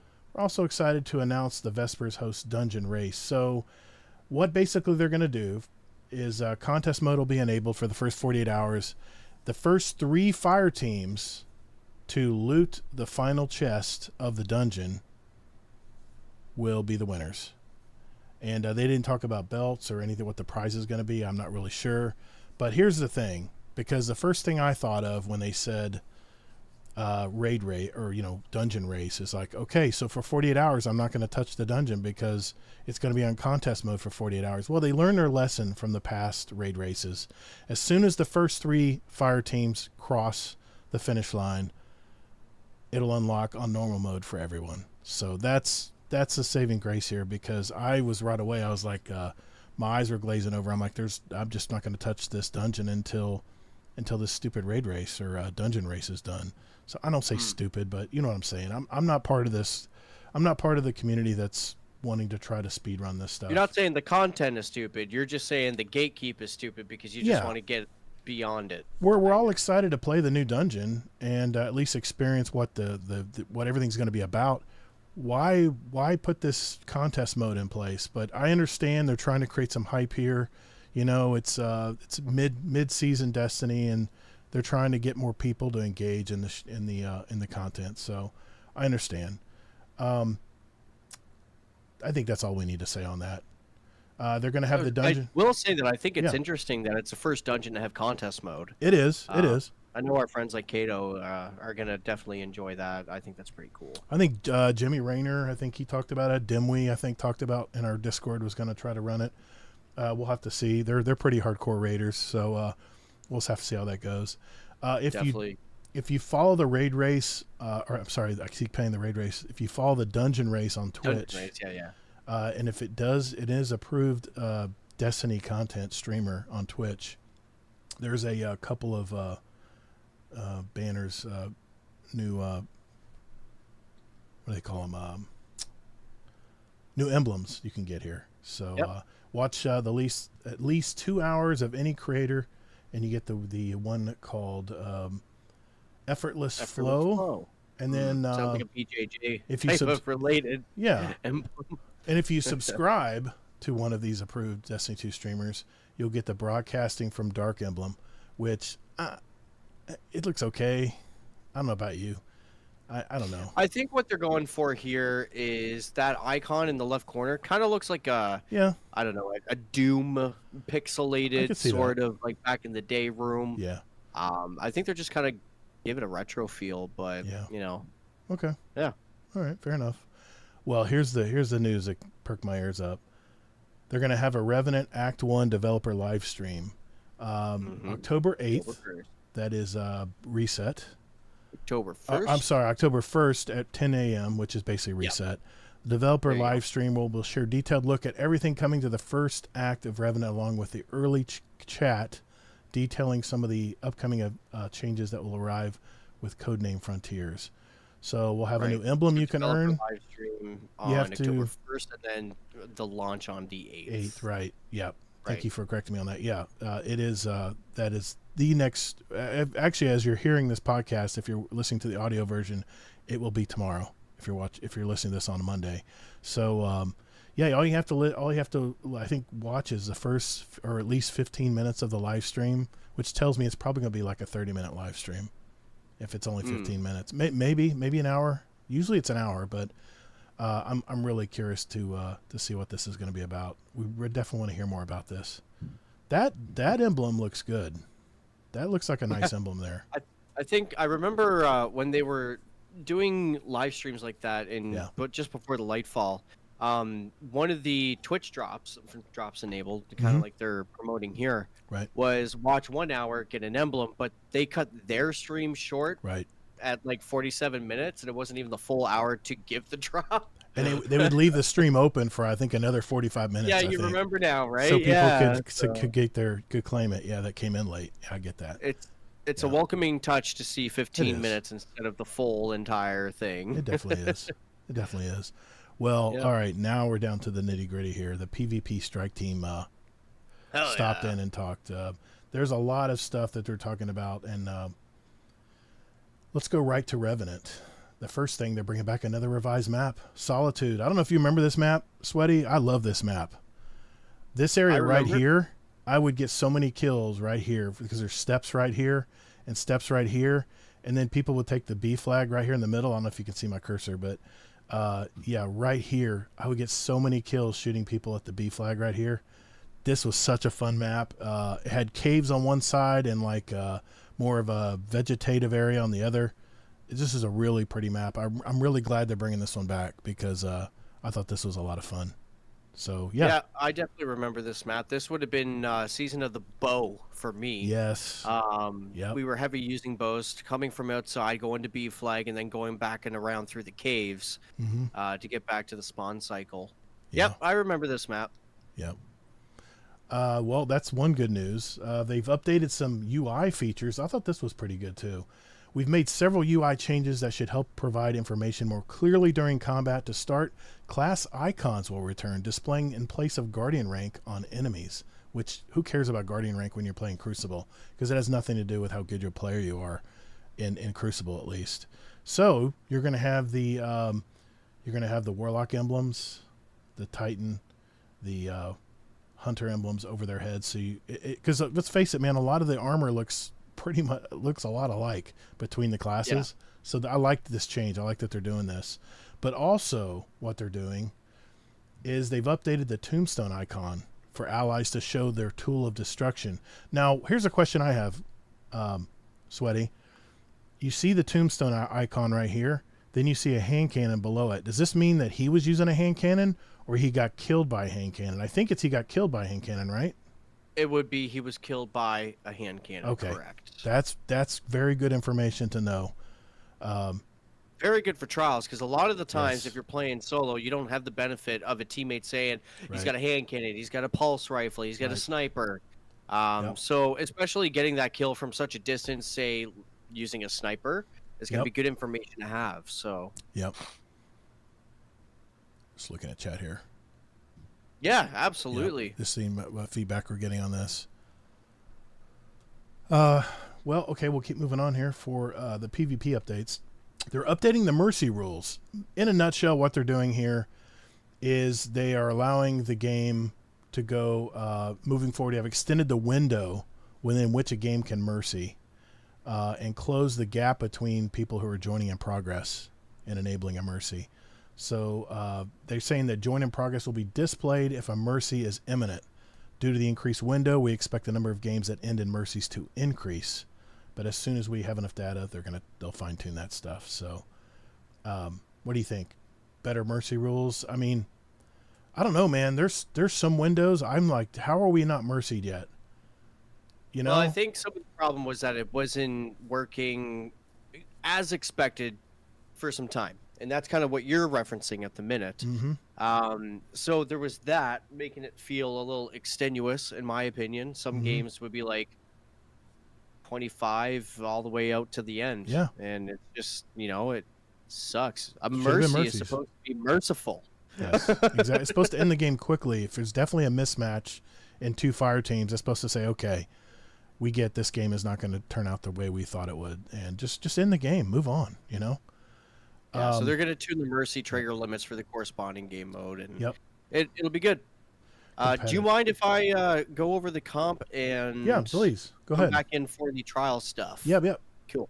Go for it. Awesome. So the competitive playlist, we have two changes. We, as in Destiny 2 team, coming to our competitive playlist in Revenant that may sound small, but we think will have a noticeable positive impact on the experience. We've reduced the variability of points graded based on the skill delta between the two teams.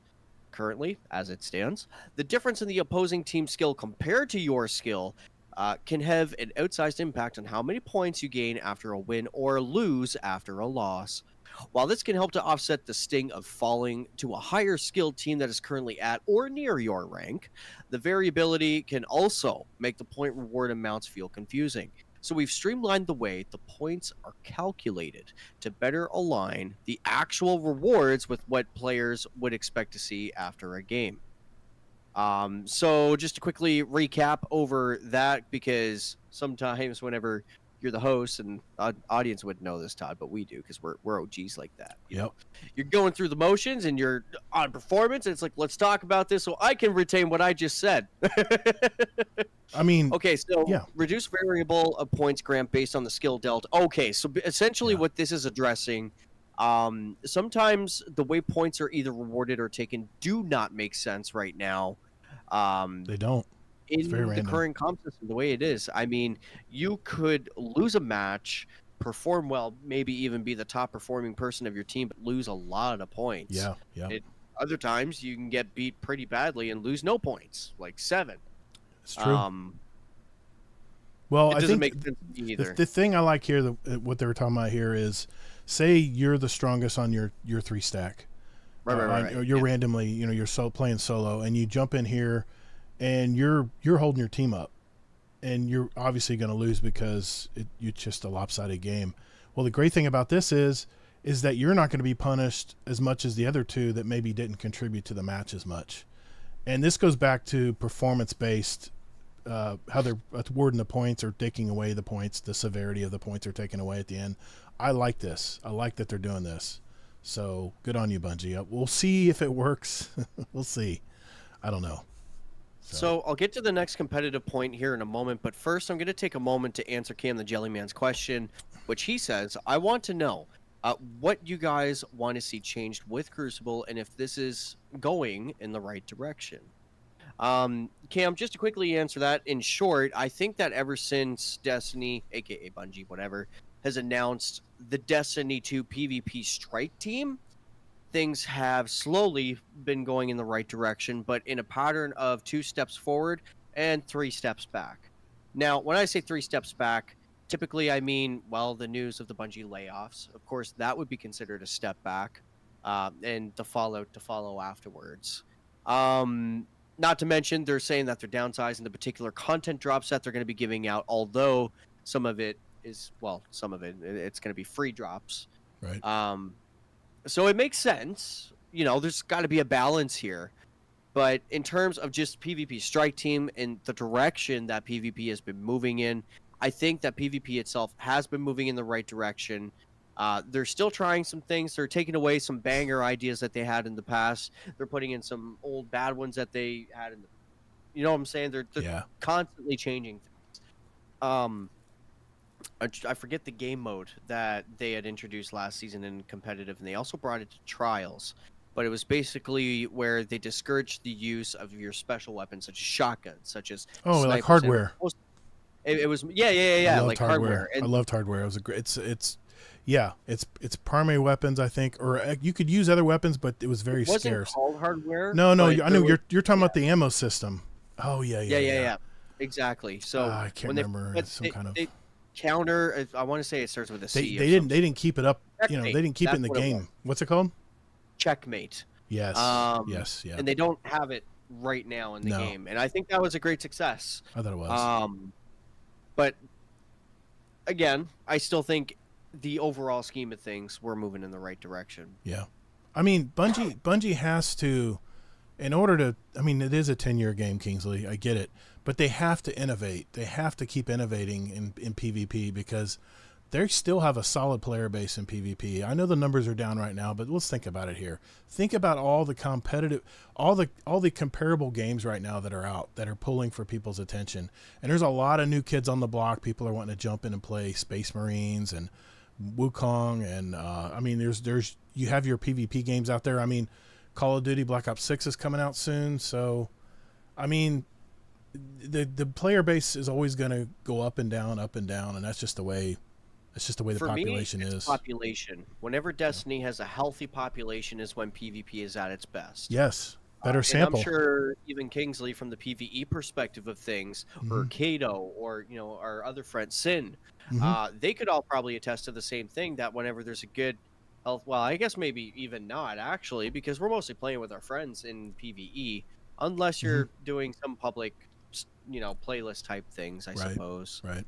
But everybody wins whenever there's a high population in PvP. Do you want to talk about lobby balance? I mean, it gets real technical here. Just one last note on competitive, and we'll move on to the next topic. So they're just saying that they've made a change on how placement matches work. So at the start of a season, you have to play your first 7 matches in comp before you can start earning your 1 out of 3 rewards to get something like a comp weapon drop. Yep. So that's all they're talking about there. So they're trying to fine tune that more or less. Okay. Lobby balancing. So at any point in time, Todd, you can feel free to just cut me off and jump right in if you have something to mention here. Well, I'll just TLDR this because they get really technical here. They have an improved snake draft system that they wanted to put in place for the way they balance lobbies, and it's the way they want it. But there was a bug. So they had to hold it back for at least I think they said a few weeks. Oh, snake draft system. Yeah, but they have a backup system which they called I think it was lobby rank averaging. What was it? They had a backup system that they were using that was working good as it was working. They were using this system, and they have it as a fallback. And the TLDR here is.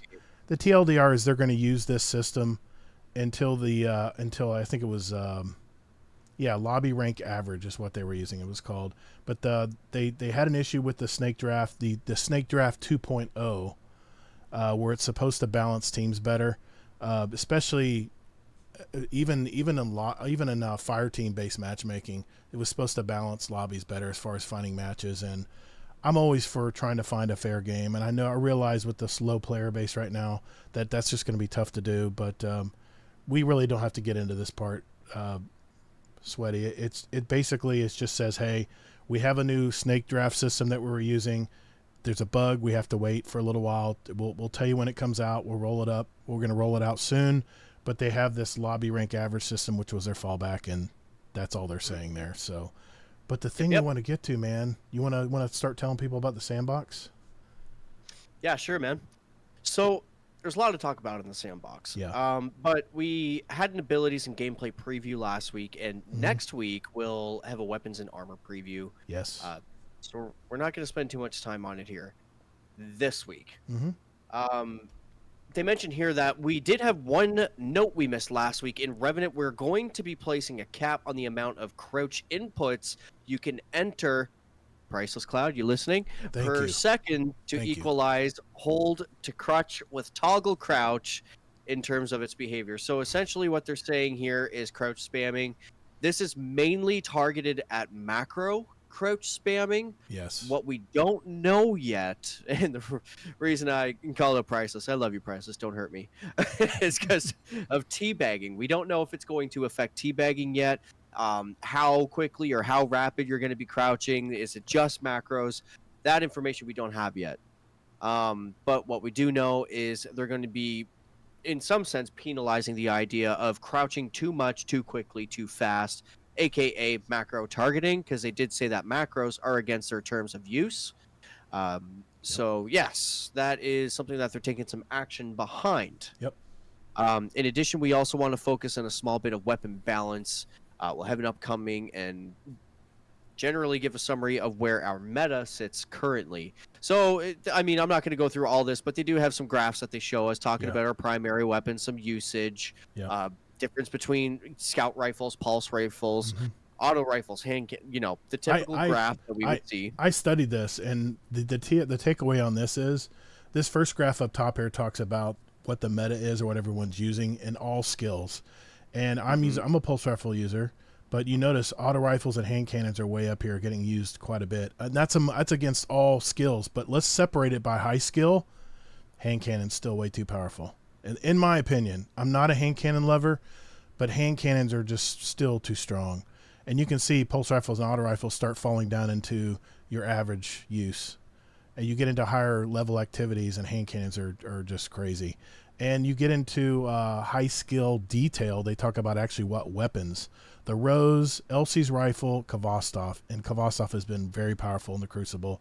And even Ace of Spades right here is having a lot of use. And I guarantee you, Ace of Spades, this is in PC lobbies. Because the Ace of Spades is wonderful on PC. Versus, it's okay on console, but on PC, it's really hitting hard. And you get radar up all the time. I mean, it's a cheat code. So that's all they were saying there. And then Sweaty.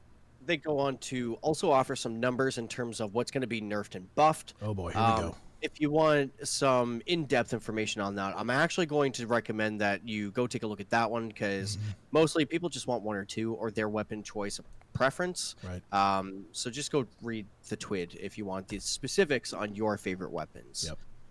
And they do the exact same thing for special and heavy. They have some graphs here. They talk about the specific numbers and the deep details and the deep dive it, the usage, and what they're going to be doing about the usage, as well as some of the particulars. So again, if you want to get the heavy information, go take a look at the TWID. Yep. After that, we have some Trials of Osiris news. Yes. I'm excited for this because I'm a Trials too. pleb. That's where I spend most of my time. Yep. All right. You ready, Todd? Let's do it. Let's do it. Well, Oh, right. go ahead. You or me? I'll take this one. Yeah, we'll go for it. through the next piece together. Yeah, let's do it. Trials of Osiris. We've identified several issues with Trials of Osiris that are contributing to its current state, and over the next 2 episodes, we'll be working towards addressing them. Revenant will feature a smaller push to address some of the low-hanging fruit, while Heresy will have a significant rebuild of the Trials of Osiris experience. We will share more information on it. Sounds so tone-deaf, doesn't it? We will share more information on our goals below, but expect a full preview on... Yes, I'll drink to that right now, on the changes to come later. There we go. In Revenant, we want to address the first handful of issues by improving our map rotations. There's a step in the right direction. Okay. Making sure our weapon rewards are strong and meta-relevant, and improving how the game sandbox feels when played at a high-intensity level. In the future, we have an additional handful of issues we'd like to address by adding new aesthetic rewards that allow players to show off both determination and skill, further improving the trio experience. So players are motivated to play with friends for once. Hello. And our overall goal is to make trials more fun and more rewarding for all different types of players. So that's the TLDR of what they're going to be opening up about. Yep. Mr. Gator, let's dive into this trials changes for Revenant, shall we? Well, during this next episode, they actually have they're actually giving us the rotation. It's going to be Dissonance, Cirrus Plaza, Eventide Labs, Javelin 4, yay, I'll be there. Burnout, Endless Veil, Altar of Flame. Burnout. I hate Burnout. They get sniped every time in the same lane. Never mind. Never mind. Altar of Flame, Wormhaven, Rusted Lands, and then Midtown. I don't know. I like those maps. Those are, other than Burnout, I like the new maps. I like the new maps they got that just came out this last season, or for Final Shape, I guess. We're interested to hear your feedback on the above maps. Which ones are your favorites in trials?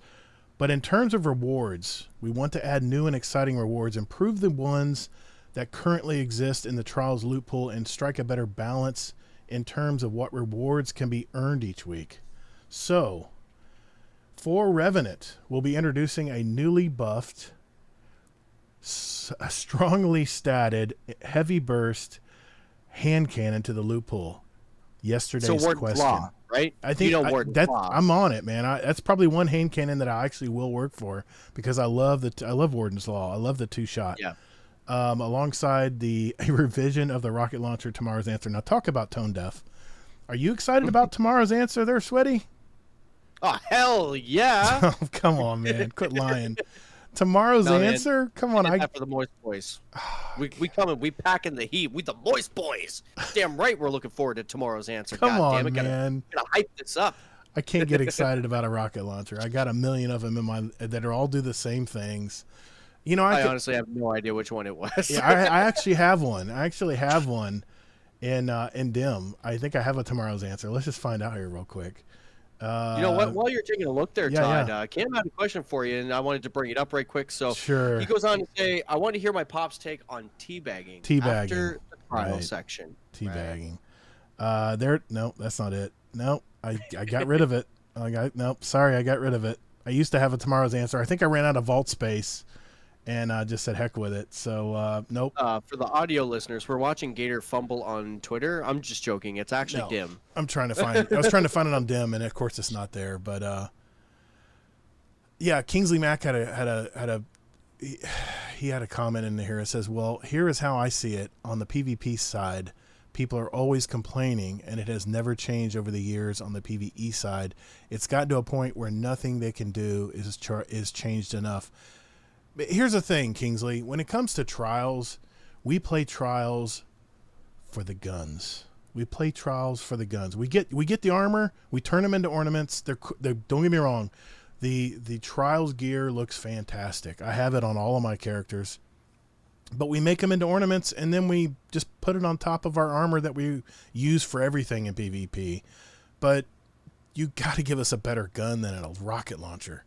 I'm sorry, that does not get me excited. When I know the rocket launcher is going to be the featured weapon in trials, I probably will not be playing that week unless it's on Javelin 4. If it's on Javelin 4, I might just deal with it, I guess. But as far as teabagging, some people like to teabag in game. I won't mention names. Certain females out there that we play Crucible with a lot like to teabag, and when it's we're not going to point Cloud out like that, Gator. That's not very nice. I didn't say her name. You did. You said her name. No, you read it down. I read it from your sheet. I have the show notes right in front of me. No, you didn't. You're not. There's no show notes. There's no show notes. You put it in the script right there, line B. No, but I tell you, if it's among friends, I don't care. Teabag away. Do whatever emotes you want to do. But if you're playing against someone who you don't know or they're not communicating, they can take that the wrong way. And what Cloud gets us into trouble all the time when she'll teabag players on the other team, and all of a sudden I'm getting teabagged by the other team, and I'm like, what's going on here? What did I do to this guy? And it's because some people on our fire team like to teabag a lot. Yes, KJ, It's Cloud. Yeah, it's Cloud. So a lot of times I'll get, teabagged. Someone will kill me with their super and think that's the coolest thing and teabag me for it. I'm like, well, yeah, good for you. You used your super on me, a single player. Good for you. You're also just salty. It used, that's the thing, man. It used to bug me. Alligators can deal with salt. But here's the thing, though. I am not. It's really funny when I play solo. I don't get salty at all. I really don't. Very rarely do I get salty because I'm playing on my time. I don't really care. I'm just adapting to the team I'm playing. I'm doing what I need to do to help the team out. When I'm playing with a group, though, we're playing another team and someone disrespects us on our team, then I tend to take that a little personally. But I don't know. It's a kind of thing where I'm to the point now where teabags and all that stuff, it's just not that big a deal to me anymore. Maybe I've mellowed in my old age. I don't know, but it's just not. I in particular can identify teabagging coming from one of a few different encampments or schools of thought, if you will. Yeah. The most common that we come across, which we always joke about and we always rag on, is the hurt ego. The type, Cam. The guy who comes in day one in the gym, thinks he's all that, got his chin up high and his chest puffed out.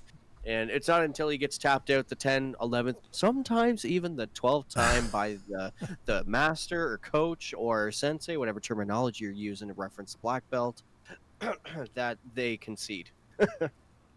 Yeah.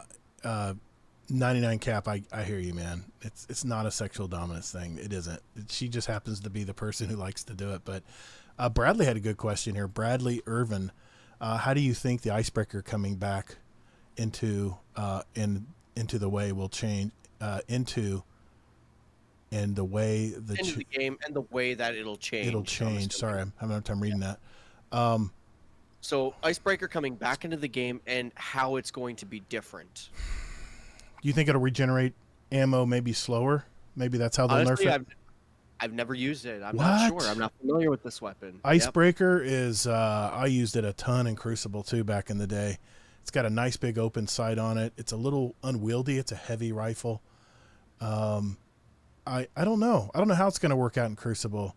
Maybe they'll disable the function on it, but it's an exotic. You can't disable an exotic in the Crucible. Then you'd have to start disabling other exotics that have certain perks that you can take advantage of in Crucible. I don't know. I really don't know how it'll be in Crucible, but in PvE content, I mean, I don't know. You never used it, Sweaty. So, but I remember we would go do Vault of Glass and we would all, what is that? Rifle? It's a sniper rifle that regenerates its own ammo.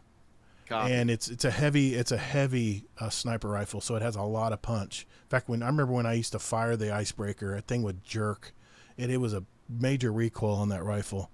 But I tell you, the rifle that I really want to come back is the Darcy. Steel Zealot asked a question in our podcast questions channel in our Discord. He said, "When are they going to fix the Darcy?" And I have to admit, Darcy is my favorite sniper rifle because it sounds cool when you shoot it. It has zero recoil, and they just nerfed it to the ground. They made it a heavy weapon. Seriously, it's not even a good heavy weapon. I don't understand why they put the Darcy in the heavy slot. I really don't. Especially with the icebreaker coming back. How are they going to deal? Are they going to put icebreaker in the heavy slot too? Because they're both basically the same sniper rifle. They're both heavy, aggressive sniper rifles. I don't know. But the only other thing that I'm going to say to cap off and finish the topic of teabagging. Yeah. So there was a school of hurt ego thought, but also I know that I'll teabag someone like once or twice if I legitimately earned a play and pulled it off, but I didn't believe it. Right. Exactly. But it's not like I'm sitting there doing and then shooting their body and no, it's just like one rage. Or two like good job. I can't believe I got that. And the other one is just to troll. Especially if you have a trolley team. If you have a team that's just really flaunting and really just showing off or you just get these teams, man. You'll get these players that'll play you and they'll teabag you because either you're a streamer and people like to teabag streamers, especially when they're live. I don't know about that, but well, they're dehumanized. It is a tip of the cap though. If you're playing in comp or 3v3 and you have a really good 1v1 fight and finally they get the better of you and they come out and give you just a little dab, that's a tip of the cap to me. I don't take that personally at all. That literally is like, hey, great battle, but I got you. That's the way when anybody teabags me after a really close 1v1, that's the way I see it. So, well, let's get back to our TWAB here. I want to make sure we answered everything. I'm just saying, tomorrow's answer ain't going to do it for me. I could care less about rocket launchers, so I guess I'll be working for yesterday's question, the Arc Heavy Burst Hand Cannon. Are you gonna work for that one, Sweaty? I am not excited, but I will probably do the work. Yep. Okay. I heard Warden's Law is really good. I don't like the feel of the weapon. Really? I don't know. Well, the heavy burst hand cannon, like the da-da. Okay. I say this, but I guess I did use the new one that dropped with Lightfall, the Void one in the story. Right. But that was PvE, and I did not use it in PvP, so that's just my opinion. Well, I have to mention this. The heavy burst pulse rifle. I farmed trials. I think it was on Dissonance, because the rifle they were giving out that week was the new heavy burst trials rifle. I'll just pull it up real quick. I've got a ton of these. You're gonna laugh when you see how many I got of these. It is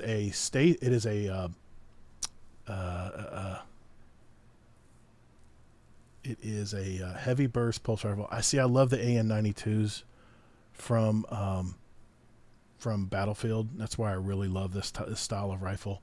But I've got them all stored because I think I was playing something the other day. But look at this: 1, 2, 3, 4, 5, 6, 7 of these suckers.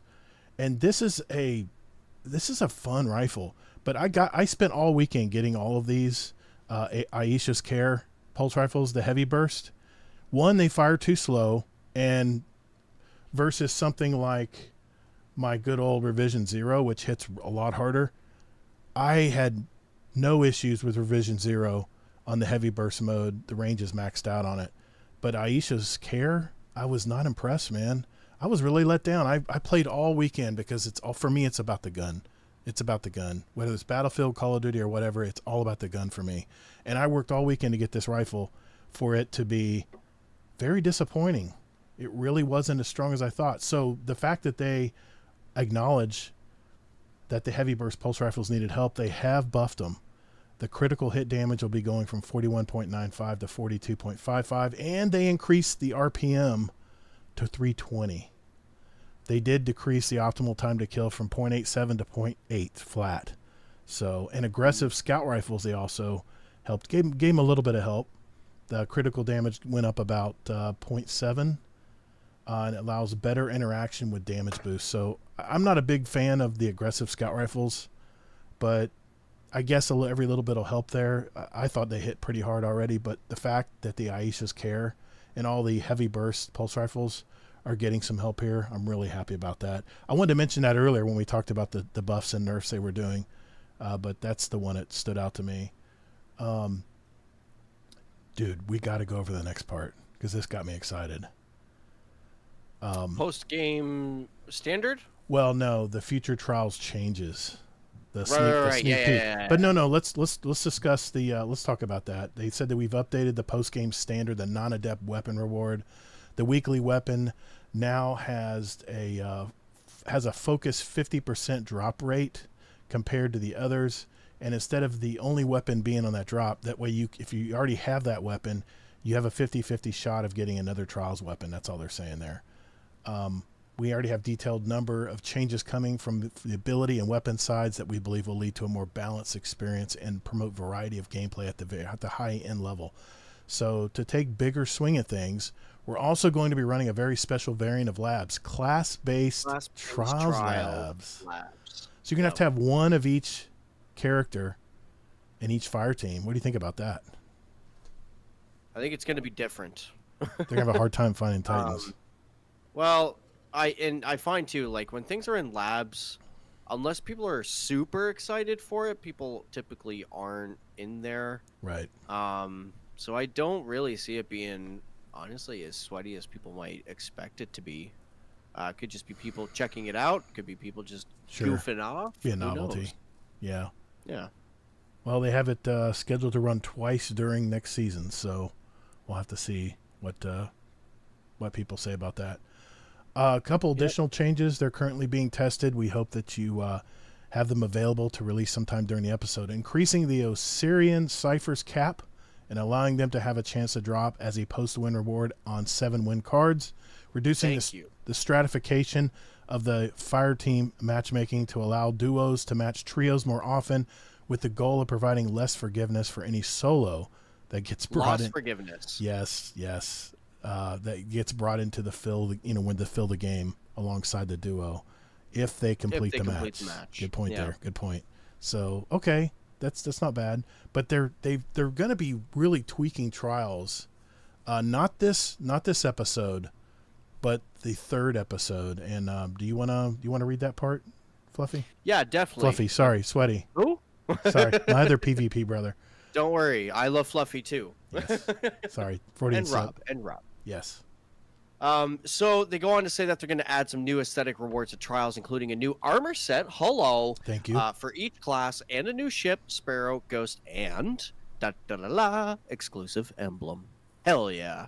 About time. They're going to make the challenger pool less of an all or nothing experience that prioritizes flawless or bust gameplay. They're intending to lean on what they've started with the flawed card rewards to reward win streaks, making it feel like it's not a waste of time to play, even if you fall at the gates. They want to improve the story of the flawless set of aesthetic rewards so that high skill players can flex appropriately. Seeing a player with a specific armor glow or a new Trials emblem should mean something. And I think that's what Raider's talking about when he says the prestige of Trials. However, for Trials to succeed, there needs to be something for everyone, which aka they're talking about population. We want to bring additional players into Trials population by offering an alternative experience more in line with Iron Banner in terms of the loot chase, but for 3v3.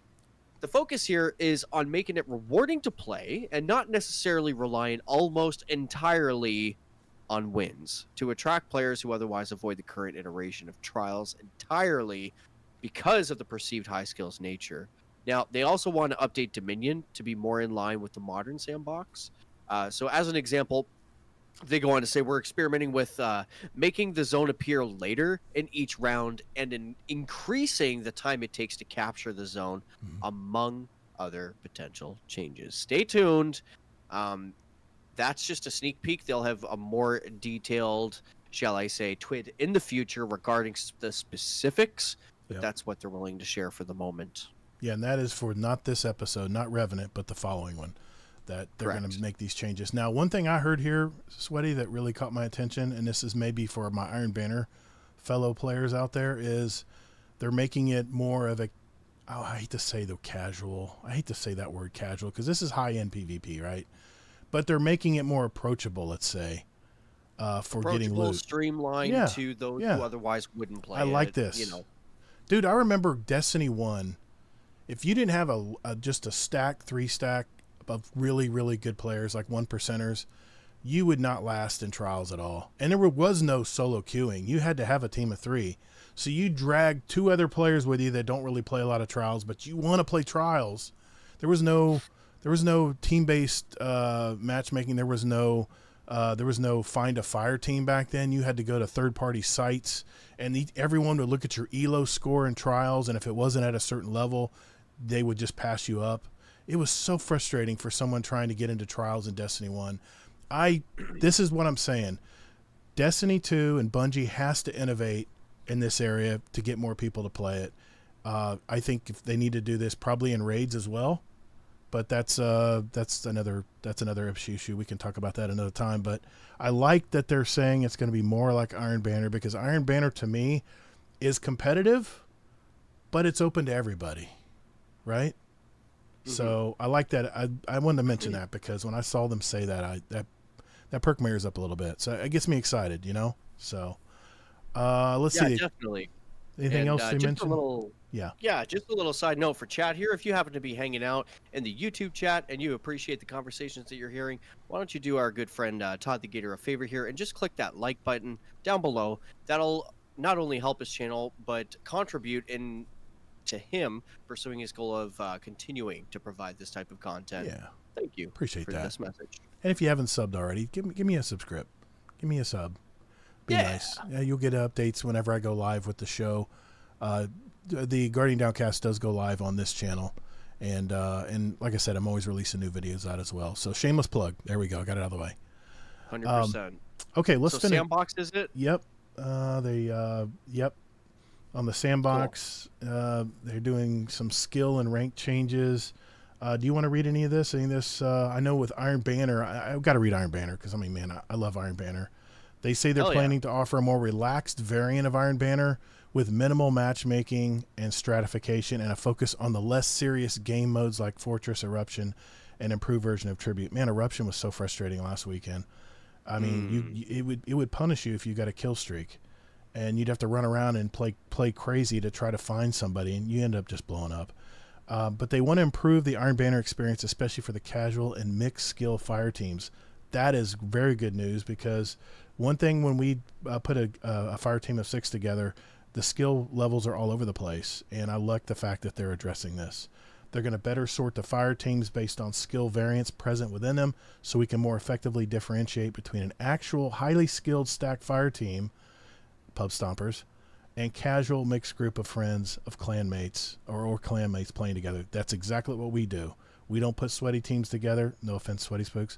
And we put casual fire teams together with people from all different levels of skill. And that is something I like hearing, that they're at least addressing this. They're rewarding fire teams better in general to incentivize grouping up like we've done in Trials. So I just want to mention that with Iron Banner. Let's see. Skill and rank changes. They're basically just talking about making some improvements to collisions gameplay, making it so contesting zone flips it neutral, so neither team gains points if both teams are inside it, etc. There's a couple of other details, but that's pretty much it. Artist of the week. Oh no, player support report. Shit's broken. Hey, you beat me to it. Sweaty, what's up with player support report? Player support report. New Fire Team Finder categories for Encore with update 8.0.5.5. We've added some activity-specific titles to Fire Team Finder for Exotic Mission Encore. These options should help players better communicate their goals to potential Fire Team members. For example, Epilogue runs on expert difficulty can now make use of a speedrun category to help players looking to obtain a specific triumph or emblem. Here's a full list of the categories added. So Overture, Concerto, Coda, Let's Do Secrets, Exotic Catalysts, looking for collectibles, mining nodes. Oh, okay, now I understand. So full list of categories for the triumph and emblems being Overture, Concerto, Coda. Yes, and the things you have to do is Let's Do Secrets, Exotic Catalysts, looking for collectibles, mining nodes, etc. Okay, now I understand. And Encore, Epilogue, Expert only. All the above included are the modifiers and speedrun as well. Dude, you had me at shit was broken. You didn't have to mention all that. We don't do that on this show, but thank you for doing that for our live audience. Si, senor. We got Artist of the Week here. Well, that is really pretty. That's really nice. Movie of the Week, celebrating 10 years. There's that. Oh, look, it's live, and it says ToddtheGatr, and it's this particular stream. Look at that. No, it isn't. No, it isn't. Nice try. That's everything we have for this week. We'll be back next week with a lot more details on Revenant, so you have to have the best understanding of what's to come, including one article on Wednesday focused on the artifact. Until then, prepare yourself, gather your materials, go farm your glimmer, and finish those challenges and triumphs you may have left. We're almost there. Destiny 2 community team. Thank you, Destiny 2 community team. You guys probably don't get enough praise that you're still out there communicating with us every week, and I love seeing that Dylan's back. I can't say it enough. You guys communicate with us every week, and I really, really appreciate that. So, yeah. All right. And thank you for coming back, DMG. I hope your trip to Japan was good. Absolutely. It's nice to see you, and not only back with the community, but just Right. doing well for yourself. Right. So welcome back to the community. Appreciate it. Yeah. Well, thanks live chat for getting through all that. There was a lot of information this week in the TWAB, but any questions anybody have? Let's look at chat here. We got some little bit of feedback here. Oh, Gator, I might have to have a mandatory bathroom break. Go for myself. it, dude. Go for it. You go ahead and take your break, and I'm gonna talk with the chat here and see what's going on. Yep. Link back up afterwards. Awesome. Sounds good. I won't be too long. Bradley Irvin want to know, what are your thoughts about the new dungeon? Well, they really haven't told us much about the dungeon. I mean, the only thing they really showed us was they showed us a picture of the raid, and literally. I'll show you. I'll show you what they've told us about the dungeon. I'll show you right here. That's all we know about the dungeon. We know it's called Vesper's Host. I mean, they literally don't say much about it, other than there's going to be a contest mode. That's it. So, I mean, I'm curious what it's going to be about, but I don't know. I really don't know. Anyway, just want to answer that question. Kingsley Mac, that is the best thing they have kept. Updated better than anything else in the game is the Fire Team Finder. They have kept top notch, up to date. Yeah, Fire Team Finder I've heard good things about. I've heard people have no really bad experiences anymore. But oh, Bradley, you've seen it? Was there a leak? Did they leak some of the gameplay out? Because they're not supposed to talk about this until reset this week coming up. So at least that's what I've heard. What are some games, Cam the Jellyman, what are some games that he'd recommend to Gator? What are some of his personal favorites? Cam, if you were here in the live show last week, I mentioned a bunch of my backlog games. So yeah, I have a ton of backlog games that I have lined up and ready to go. So, yeah. Kingsley Mac, but they should disable some guns in Crucible. I hate that they mess up some guns still in PvE when they try harder. See, the thing I think they should do, Kingsley Mac, which they've already been doing, I think they need to tune all new weapons going forward. They need to have a tuning for PvE and a tuning for PvP. They've already been doing it kind of limitedly, on a limited basis anyway. So what's the difference? I mean, I think they need to, going forward, they need to not ruin the fun for PvE players out there when you get a really good weapon that comes out that just blows everything away. Let it be overpowered. I mean, that's part of this fantasy, right? The space fantasy shooters to go crazy in PvE. And when you go down to PvP, maybe things get toned down differently against other Guardians so it doesn't overpower the Crucible. Here's the thing. They're always changing. They're always moving the goalpost, right, in Crucible. They're always moving what works and what doesn't work. And I'm really hoping the main change that I saw here that really got me excited was the fact that heavy burst pulse rifles, and I know I'm not a hand cannon user, sorry Sweaty, but the fact that they're increasing the RPM, the fire rate, and they're buffing the damage a little bit to bring it back to like a 0.8 time to kill. I love this because like I said, I farmed all week and for Aisha's care and tried it in the Crucible and regular matches afterwards, and I was so disappointed, man. I was like, man, I this is what I play the game for, is for the weapons. I play for the weapons. Show me the weapons. The Choir of One, the first day it came out, I jumped right in there and soloed it because I wanted this auto rifle that had special ammo in it. And my God, have you gone around and checked out how this thing just liquidates everything in like patrol zones and stuff? It's amazing how this thing works. So Cam the Jelly, when Sweaty gets back, what are some games that he'd recommend to Gator, and what are some of his personal favorites? Recommend to Gator, well... Black Ops 6. Well, you Zombies. know what, Gator, I was just going to say, it's really difficult suggesting any game to you because... I'm a shooter guy, man. He just plays Destiny. I just play Destiny, man. I just play Destiny. You guys should know that by now. But if I were to say maybe expand his video game palette outside of first-person shooters, there is a plethora of video games. I mean, I know he was curious about No Man's Sky. That's one of them. Yeah, I actually got it. I got it. It's in my backlog. Did you get past the title no, screen? I built the base. I did the first part where I built the base. So yeah, No Man's Sky, definitely one of them. Ghost of Tsushima. I don't have a PlayStation, so I can't enjoy titles like Gran Turismo, but Ghost of Tsushima did recently come to Steam. Yeah. Been playing through that, and that is not only like just a beautiful game, but it's very genuine and true to the storyline. The developers did a really good job on that game. Dragon Quest XI, Cam the Jellyman, is another one of my personal favorites. It kind of scratches the edge of a top-down, turn-based battle. I grew up in the 90s. Turn-based. I like turn-based. So I really enjoy like the Heroes of Might and Magic. Old school. Yeah, well, Dragon Quest. There was another one called Ayuden Chronicles, which is of a similar vein.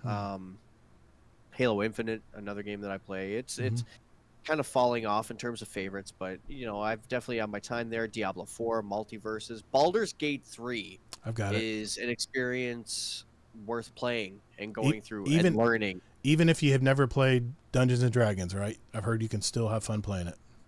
Well, yeah, and if anything, that game teaches you how to play Dungeons and Dragons. So if you can play a little bit of Baldur's Gate, you can play Dungeons and Dragons, especially with Elmer Fudd. He's a great DM. I'll give you a link. I'll hook you up. Yeah, Cam just said it. I mean, I played Age of Mythology, Age of Empires, Empire Earth. I love real-time strategy games. Twisted Metal. I played a ton of Twisted Metal. Dynasty Warriors, and I'm gonna probably get that Origins coming out soon. Heroes of Might and Magic. Yeah, I had a great time with all that stuff. And don't get me wrong, I've played other games. I played the League of Legends turn-based game that we played. It's on Steam. I played it on Steam, but I've played with people having fun, trying other games. But I mean, I just play Destiny. That's what I do, man. So. And Cam's right. Baldur's Gate 3 with some friends from the Discord would be really fun because it's mostly just about following a story. And it's the type of story where like you're kind of writing it as you play it. So you get a few decisions that you can make, and your decisions will affect the experience of the other people that you're playing with. So it's kind of like you have to work together just to talk it through each decision. And it does have like living a power fantasy essentially. Yeah. Now, just to close it out, in terms of like some of my favorite titles, I'm going to add Nightingale there for the same reason you and I talked about earlier, Todd. I remember playing Skyrim, and at the time, pretty crazed about it. That was all I played for a long time. Yeah. But the feeling I got when I played Skyrim originally is the same feeling that I get now while playing Nightingale, but it's in its own right. Now, the sale is over. I got it at 40% off. And you're going to see some mixed reviews on Steam about it because it is still early access. And the reason it felt so good to me is because of a big update drop that they just put into the game that adds a new progression system. It adds a little bit of structure to the game. If you want more information, I'm going to leave it there just for the sake of moving on with the podcast. Yeah. Search up a trailer. They're a great company. Actually, as a matter of fact, they're a Canadian developer, which I think is interesting, based out of Edmonton. Okay. So yeah, check it out. That's Nightingale, all one word, Nightingale. Well, I tell you what, Sweaty, let's before we go tonight, a couple things. I know you wanted a speed run. I've got an alternative list I'll use for you, but let's add some music first, man, before we go tonight. Oh yeah. Let's get into some music. Let's add some music to our Guardian Downcast show playlist, which is on Spotify and Apple. The links are down in our description. I'll start. This is it's kind of a time capsule. Every guest we've ever had on our show adds a song, and we add it to this enormous playlist. And I think we have 1,217 songs. It's a huge playlist since July of 2019 when we started this. So. I'll start with you, Sweaty. What are you going to add tonight, man? What music you adding? Yeah. I am going to add a song called Marathon by a gentleman from New York, calls himself Marlon Craft. Craft is spelled as you would expect with a C. Okay. MarlonCraft. Song released in 2023. Okay. It's a hip hop song, and I also added it to the PTP playlist as well because I had a feeling that if it just came on randomly, I think that this is a song that Fluffy would like, and maybe even Rob. It's interesting having a hip hop suggestion come from me because I am a metal dude. I play guitar. I've been playing since I was 11. I'm 32 now. You do the math. Right. So metal is my bread and butter, but this is genuine music, and it's a chill vibe. And I don't know, it has some good lyrics to it. So that's Marathon by Marlon Craft. If you don't mind, throw that link in our chat that way. No, not in the YouTube all. chat, but in our Discord, and I'll make sure I add it. Yeah. Thank you, sir. I got you. I actually chose some new music tonight. Well, it's fairly new. It came out in 2024. It's a musical duo from Columbus, Ohio. They're originally in a full band in 2009, but they left in 2011. Since then, they won Grammy for Best Pop Duo Performance in 2016. The song is from their brand new album called Clancy, and the song I chose tonight is really good. It's called Routines in the Night. It's 21 Pilots. I love this group, man. 21 Pilots is good, For a duo, they mix rap in with it, some of their songs too. Just a good groove, man. It's just a good groove, and I love listening to all kinds of new stuff. So, yeah, check that one out. So, all right. You want to get this speed run out of the way. Let us get that done. Let me get everything drawn up here, and we'll get this underway. All right, I got to make sure I got beer for this. Make sure you're ready to go, man. I only have one goal. That's to defeat Native Raider. My fellow moist boy. Let me see. What did Native get? Hold on. Let's find out what Native got. That's a good question. I think I wrote his number down. I better have. So you're trying to beat Native. He was on our show. Yeah, I didn't write his number down. He was on September 6th, episode 268. He was co-hosting an audio version. We'll find out. Probably just got like 2 or something. I think he got, I want to say he got 41. I think he got 41. So if we go by that, that'll be our aim tonight. Let me pull up my timer. All right, chat. Don't laugh at me, but I'm going to have to look down because I'm going to be focusing on audio only to participate in this. Oh, I don't think I've ever done a speed run live before. So, yeah, this should be interesting. This should be interesting. Sorry, there's not going to be any music in the background. You're going to hear that in the audio version, but okay. Cool deal. Heck yeah. All right. Siri, all right. Start the timer. Don't tell Siri what to do. Fine. Siri, make Todd a sandwich. I'll do the. You know what? I'll do the intro. I'll do the intro just for our audio listeners here. Okay. Got to make it official, man. Got to make it official. Let's do it. Yeah. Okay. Here we go. Team segment. Let's go. All right. This segment is called the Speed Run. It's where we have a database of over 800 possible questions for our guest.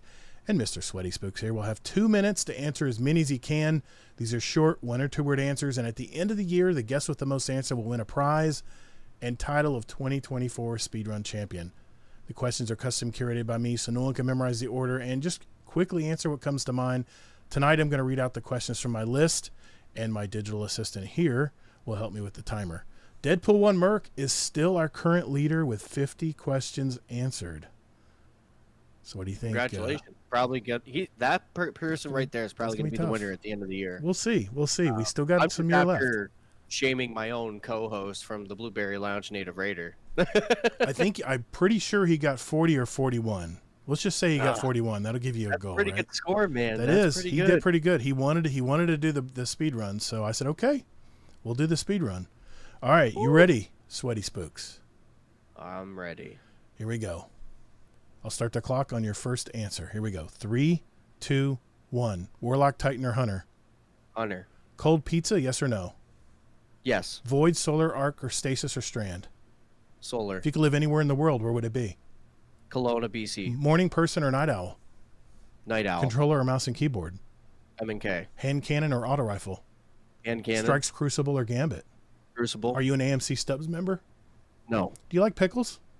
Yes. If you could choose, who would voice your ghost? Ryan Reynolds. McDonald's or Burger King? BK. Human, awoken, or exo?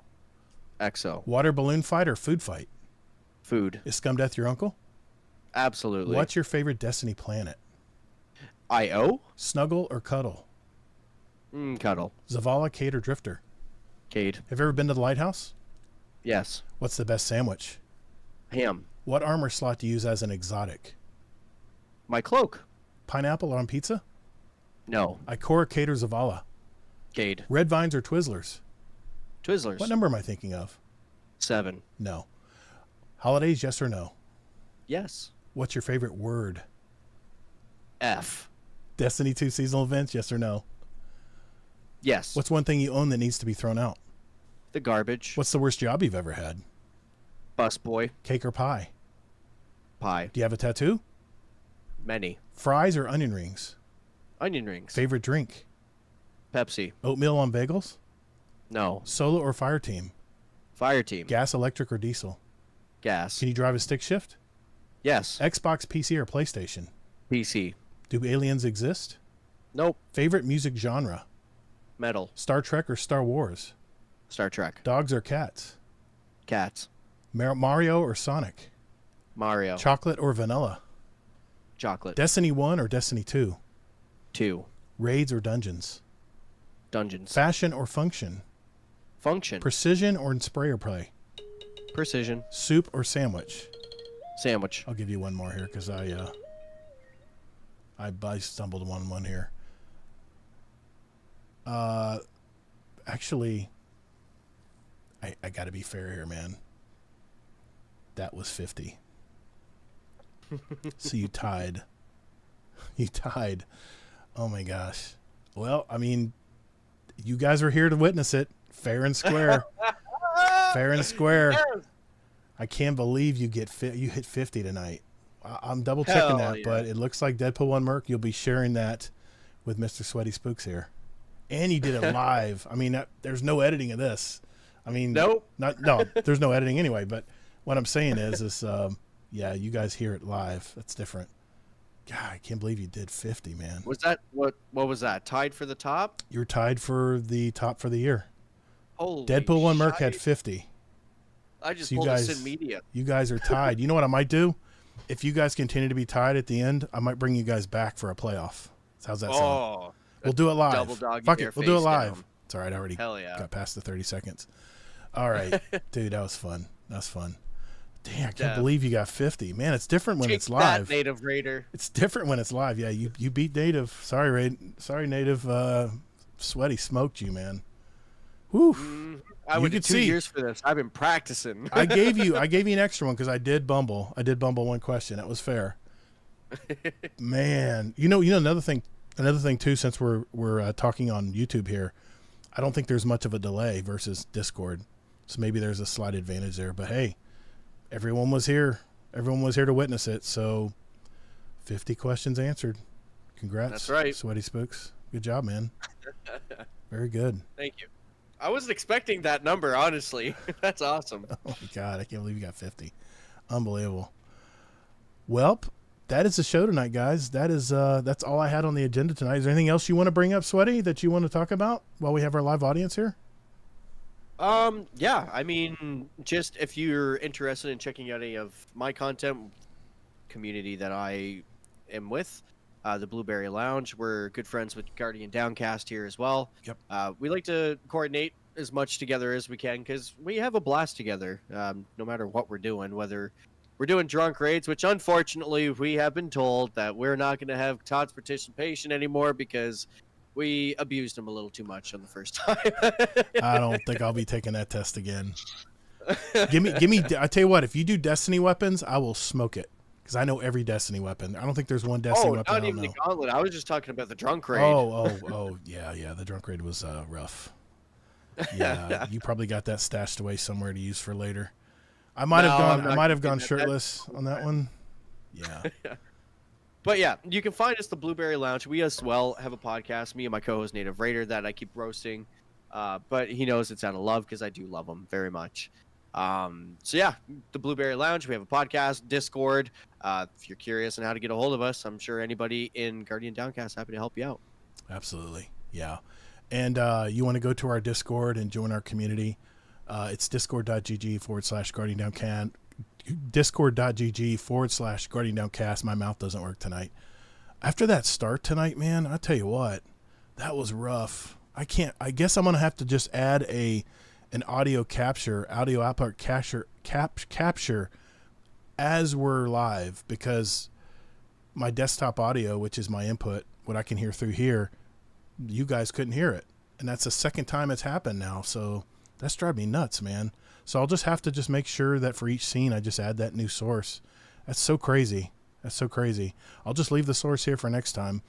We will not be doing a live show next week. I have a brand new guest on the show, and it's not fair to bring him on and to a live show. That's a little too much.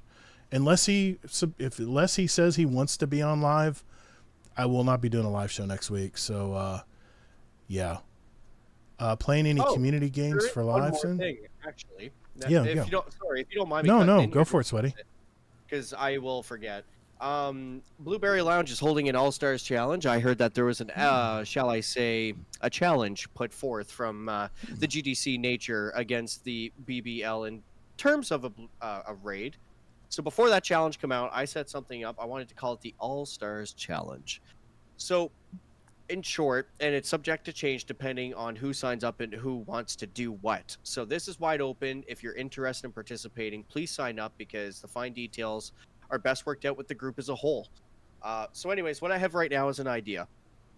Excuse me. You've heard of raid races, certainly with Elmer Fudd, great showcaster. He has agreed to help us with showcasting this. It'll be myself, Coderson, and Elmer Fudd showcasting. It's kind of like a raid race, but different. We're going to start with PvP.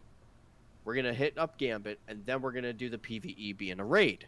So what the idea is here, you're Destiny 2 All-Star, able to take care of all three main core activity pillars of the game and to prove that you are the Destiny 2 All-Star.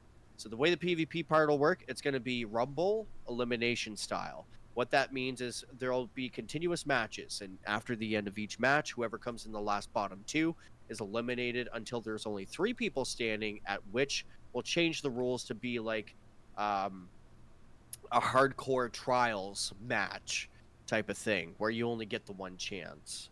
After there's only one left standing, and they'll be declared the winner of the Rumble match, we're going to move on to Gambit. Again, this particular piece in question is the one that's most up for debate right now. This is subject to change, but for the idea of hitting all 3 pillars, Gambit, 3 matches, same idea, 1 winner. After that, it was going to be one of 2 options. Either we were going to do 2 familiar raids, such as 1 King's Fall, 1 Deepstone Crypt, or 1 Salvation's Edge. Because I think that with it being a new raid, and that would be like the raid race portion, it would be a good one to have a raid race on, because it's still fairly new. Not a lot of people know it, and it's just a good way to get your friends together and have a good time, being the main intention behind this. Now, I will say that Blueberry Lounge, thank you to our wonderful Patreon members. We will donate 3, what was it, $25, $20 or $25, I'm not sure, I think it's 25. I'm going to say 3 $25 Steam wallet gift cards for grabs. Now, the way we thought of doing this, it would be nice to give 1 to each round. PvP round, you're the winner. Gambit. But the problem is, once we get to the raid section, it's going to be to 1 person instead of the whole team of the raid team. So that's not fair. What we're going to do is anybody who makes it through all 3 events will have their name entered into a hat. We'll do a random name raffle. And if anybody else wants to put in donations for prizes too, like, we'll be more than happy to give that away as well. If not, I at least have 375. Well, I'll throw a t-shirt in. In. Absolutely. Maybe you haven't had anybody reach out yet, so reach out and let's make this happen. I like it. I know you guys talked about this for the longest time, man. I'm glad you guys are. I know. I think Trash Panda mentioned this a long time ago. It's a great idea. I think he wanted to call it the Olympics or something. but it never came to fruition. This sounds like fun, man. I like this. I like this idea. I'm all for it. Worst case scenario, we eliminate the Gambit section. I'm fine with it. We just do start with a PvP section, warm up, game with our friends, and then do a raid race together. Right. I think that would be a lot of fun. Yeah. Now, of course, with the PvP section being Rumble, that is going to be individual play, and then you'll get with your team when it comes to the raid. Right. Yeah. Okay. Sounds good, man. Sounds good. Absolutely. And 99 Cap was asking, playing any community games for live soon. You know what? I'm gonna start doing that more. I probably could have done it the other night playing Iron Banner because we had a great time. The only thing, if I do play PvP like Iron Banner and stuff, if I stream that, I'll have to be on PC. And if my whole lobby is all console players, it wouldn't be fair to them. I do have a capture card for my PS5, but it's been real finicky. It's one of the best capture cards you can get too. It's I don't know. It somehow doesn't like my computer for some reason. But I may hook it up again and try it again. My son Cam the Jellyman is in chat, and maybe he can get it to work again. I just have not had good luck playing on PS5, streaming it live to like YouTube. So I mean, I can stream it via my PS5 to YouTube, but it's a very basic setup. Maybe I'll do that a couple nights. But I have been wanting to. I know. I see them. I've been wanting to do more community live streams, and to be honest, I've just been so busy in my business for these last, it's summertime. I mean, it's just cranking right now, and it's just between that and trying to make content. I only have so many hours a night, and I have to decide how I'm going to use it and how I'm going to spend it. And I spent the last 2 weeks just making Crucible videos and things like that. So, the dungeons and stuff, yeah. I think Technical and his crew are going to run me through for the first time the new raid, the Salvation's Edge, next Saturday. I think I might stream that because there's not a lot of people, like you said, Sweaty. There's not a lot of people that have played it. I think a lot of people were just intimidated by it because watching the streamers on the raid race on week 1, that was really, it was tough, man. There were people there forever. I know people have figured out all the encounters now, but I may stream it. Especially if I have a lot of people around me that know how to do it, and someone just needs to explain the encounter, and I'll jump in and start doing it. So, but Kingsley, people shouldn't even know there is an option, and the population will be better if you mix them all together. Yeah, he's trying to say that console players need to be okay with playing with PC players, so that way we could just pull the entire population together and stop having these silly population problems. I'm just going to tell you right now, if you're going to play console against PC players, mouse and keyboard players, keep your distance, because a mouse and keyboard player can whip around 180 and shotgun you, and try doing that with a controller. I know they've increased the sensitivity, but man, you're trying to flip around 180 with your thumbsticks. It's just not the same, man. Wow, you're putting way too much effort into this, Gator. Just turn on your Zim, would you? Everybody else is doing it. Oh, hold on. I got it right here. Hold on. There's my Zim. It's a stock PS5 controller. No paddles on the back. This is what I play Crucible on, guys. I am old school. How do you think Fluffy is so talented in PvP? Don't you start. Obviously because he has a secret He may watch this replay. Don't you start. No, don't. It's more fun talking shit about your friends when you know they're listening. No. Yeah, it's just the kind of thing. Yeah, I'll probably stream the raid. Because a lot of people haven't run it, and there's a lot of people who want to know what it's about. And there's, of course, other people that have streamed it, but maybe for my community and the Discord who want to watch it, I may stream it next Saturday. But this Saturday, it's not going to happen. It's going to be next Saturday when that's when they're trying to get the gang together to Sherpa me through one. So we'll just have to see how that works out. So. Hell yeah. Any other questions in the chat? This will probably be my last live stream show for at least a few weeks, but I'm going to start doing these more and more, especially if I get guest co-hosts like pros like Mr SweatySpookz here that know how to carry a show when you're trying to work out audio output capture devices. Yeah, it'll make things a lot easier for me. So, yeah. You give Todd a secret vocal singing show. No, we'll not be singing. Coming through on YouTube, and on I'm a live stream. away. Will not be happening. happening. So No. What I'm saying was I was singing for the continuous audio. oh yeah, right, to get the sound to fix it early. Yeah, so I got like you. you're trying to fix it. I'm just sitting here making a bunch of noise in your ear just until you can like, okay, is it working? Let me deafen here. No, it's not working yet. God darn it! And like go back and forth. And yeah, I was like, he got himself a little private singing show while he was trying to fix that. Well, everybody, I really appreciate you coming out. I know you have better things to do with your time. I just appreciate you that you're out here, watching the podcast live. It's something I'm trying to do. It's new, and it's a little uneasy streaming live when you don't do it all the time. So I appreciate everybody for stopping out tonight. And if you want to join our Discord, you want to follow this gentleman right here, SweatySpookz. If you go down to the description when this plays back, it's all his contact information's in the description below. So check it out. Check our Discord out. It's discord.gg/guardingdowncast if you want to join up and just BS with people who like to play Destiny. So, and we play other stuff too. I'm not the only one who just plays Destiny. There's other people in there who play all other games. So check that out as well. And of course, please hit like and sub if you haven't already for tonight's live stream. Gives me a little hope that maybe this is something I'll try again. And I just thank you all for coming out tonight. Definitely. Well, thanks again, SweatySpookz. Appreciate it, buddy. Hey, thanks for having me. I appreciate it. This was fun. We It was. got to do this again sometime. Definitely, man. Definitely. We'll see y'all later. Also, Oh, yeah. take What? that, Native Raider. Oh, God. Here we go.